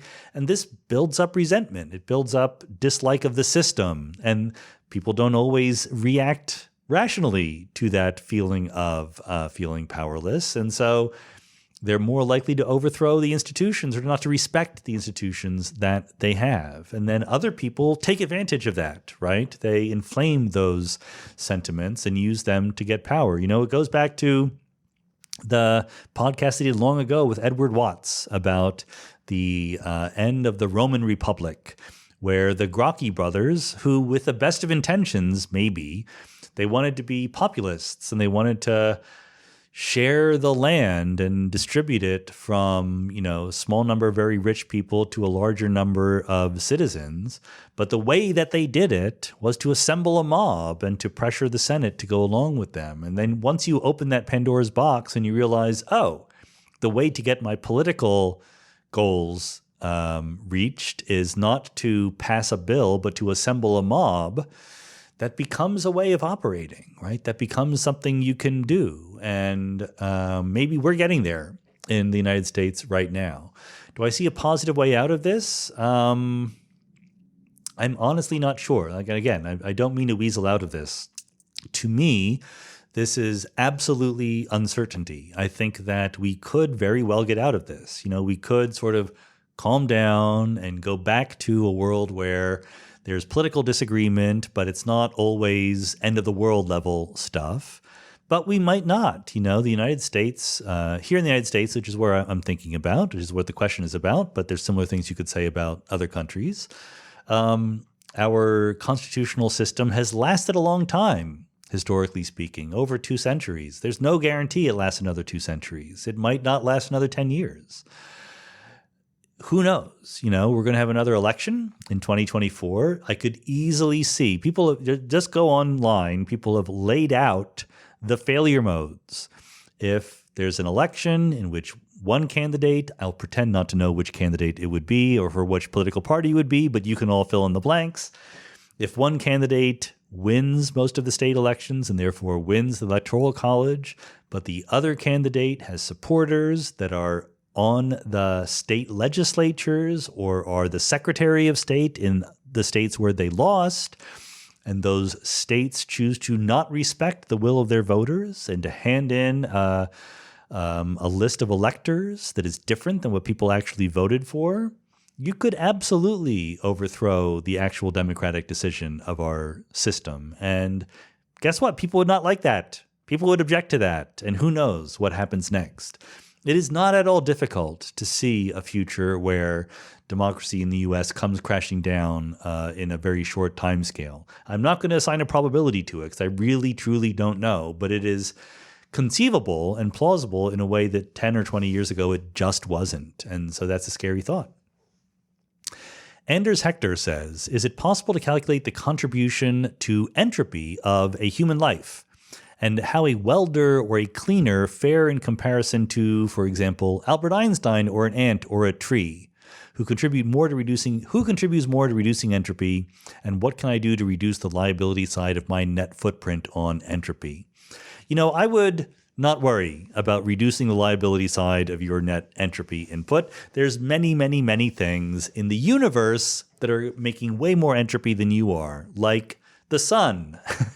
The sun, radiating out into space does enormously more to increase the entropy of the universe than every human being who ever existed in total.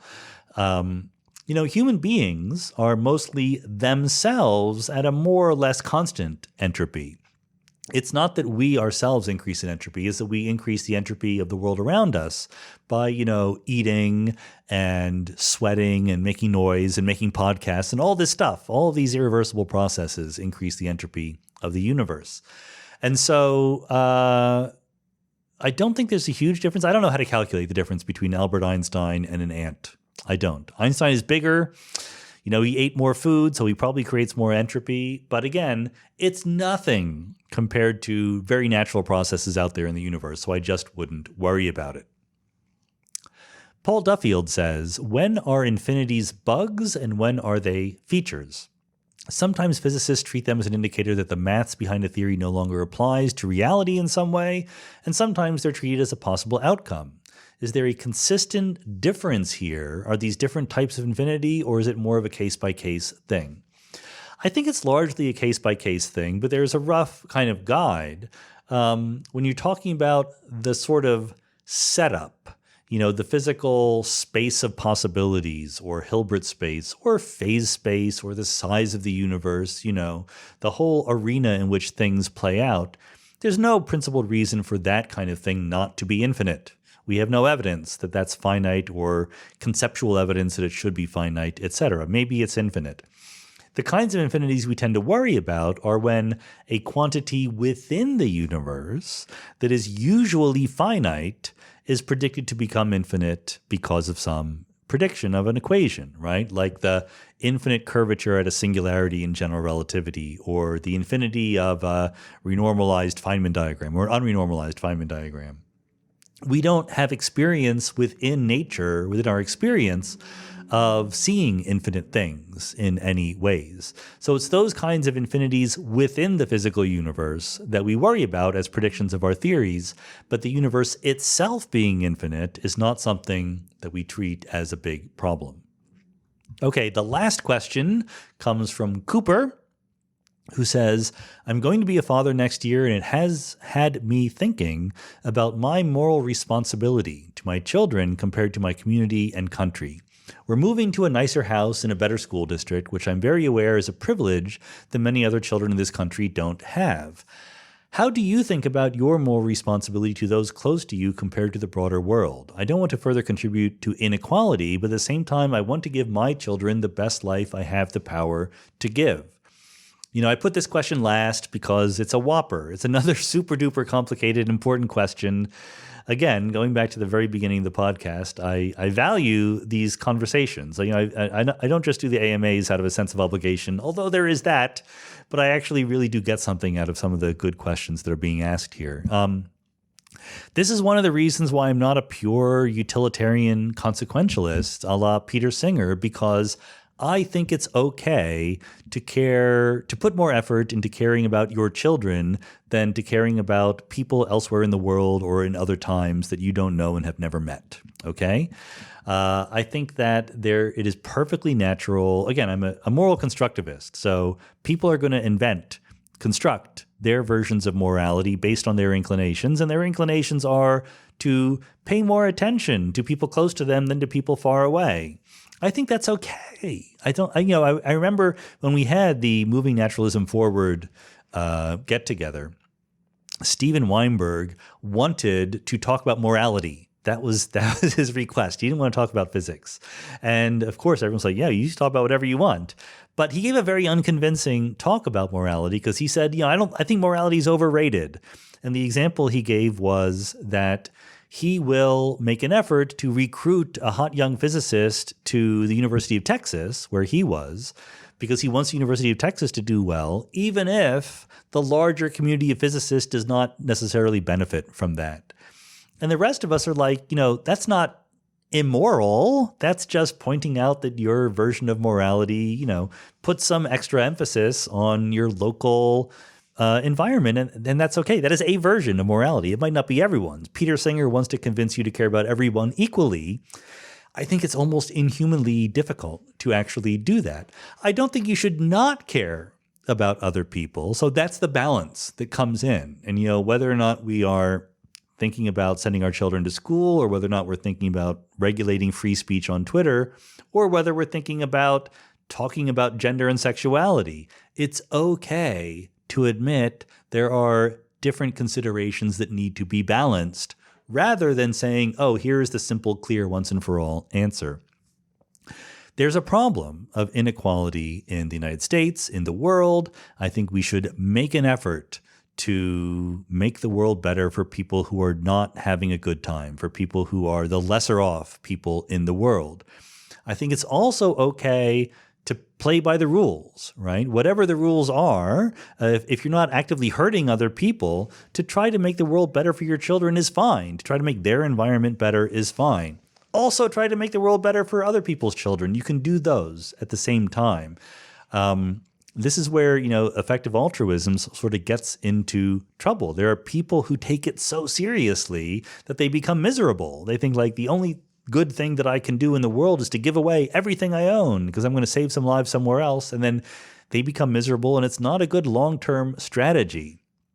I think you should care about everybody, and it's okay to care about people who are near to you more. The exact balance is really, really difficult to strike. And honestly, probably we err on the side of caring about people near to us too much and people far away not enough. That I would absolutely buy. But that's complicated. It's difficult to exactly balance that. I certainly wouldn't feel guilty about doing what is best for your own children, okay? I do think that we can also do more to change the world, to get rid of inequality, et cetera, but don't make that feel guilty. Like that's a trap. I think that's wrong. It shouldn't be thought of as a competition between you and other people and the rest of the world. Like there's a zero-sum game between what you do for your children or your family and what you do for the rest of the world. It's not a zero-sum game. We can all work to make everyone better off. And, we can probably, most of us, including myself, can do more to help the rest of the world. That's a much better argument. If someone wants to argue that I'm not doing enough to help the rest of the world, I might have to agree with that, but I would not agree that I am doing too much to help the people near and dear to me. I think that's okay. We can do both. We should try to do both as well as we can. That's who we are as human beings. And with that, have a good rest of the year. Have a good rest of 2022. I will, of course, we have a couple more podcasts before the end of the year, but the next AMA will be end of January. So have good holidays and things like that. Thanks again for the support of Mindscape. It means a lot to me. Take care and talk to you later.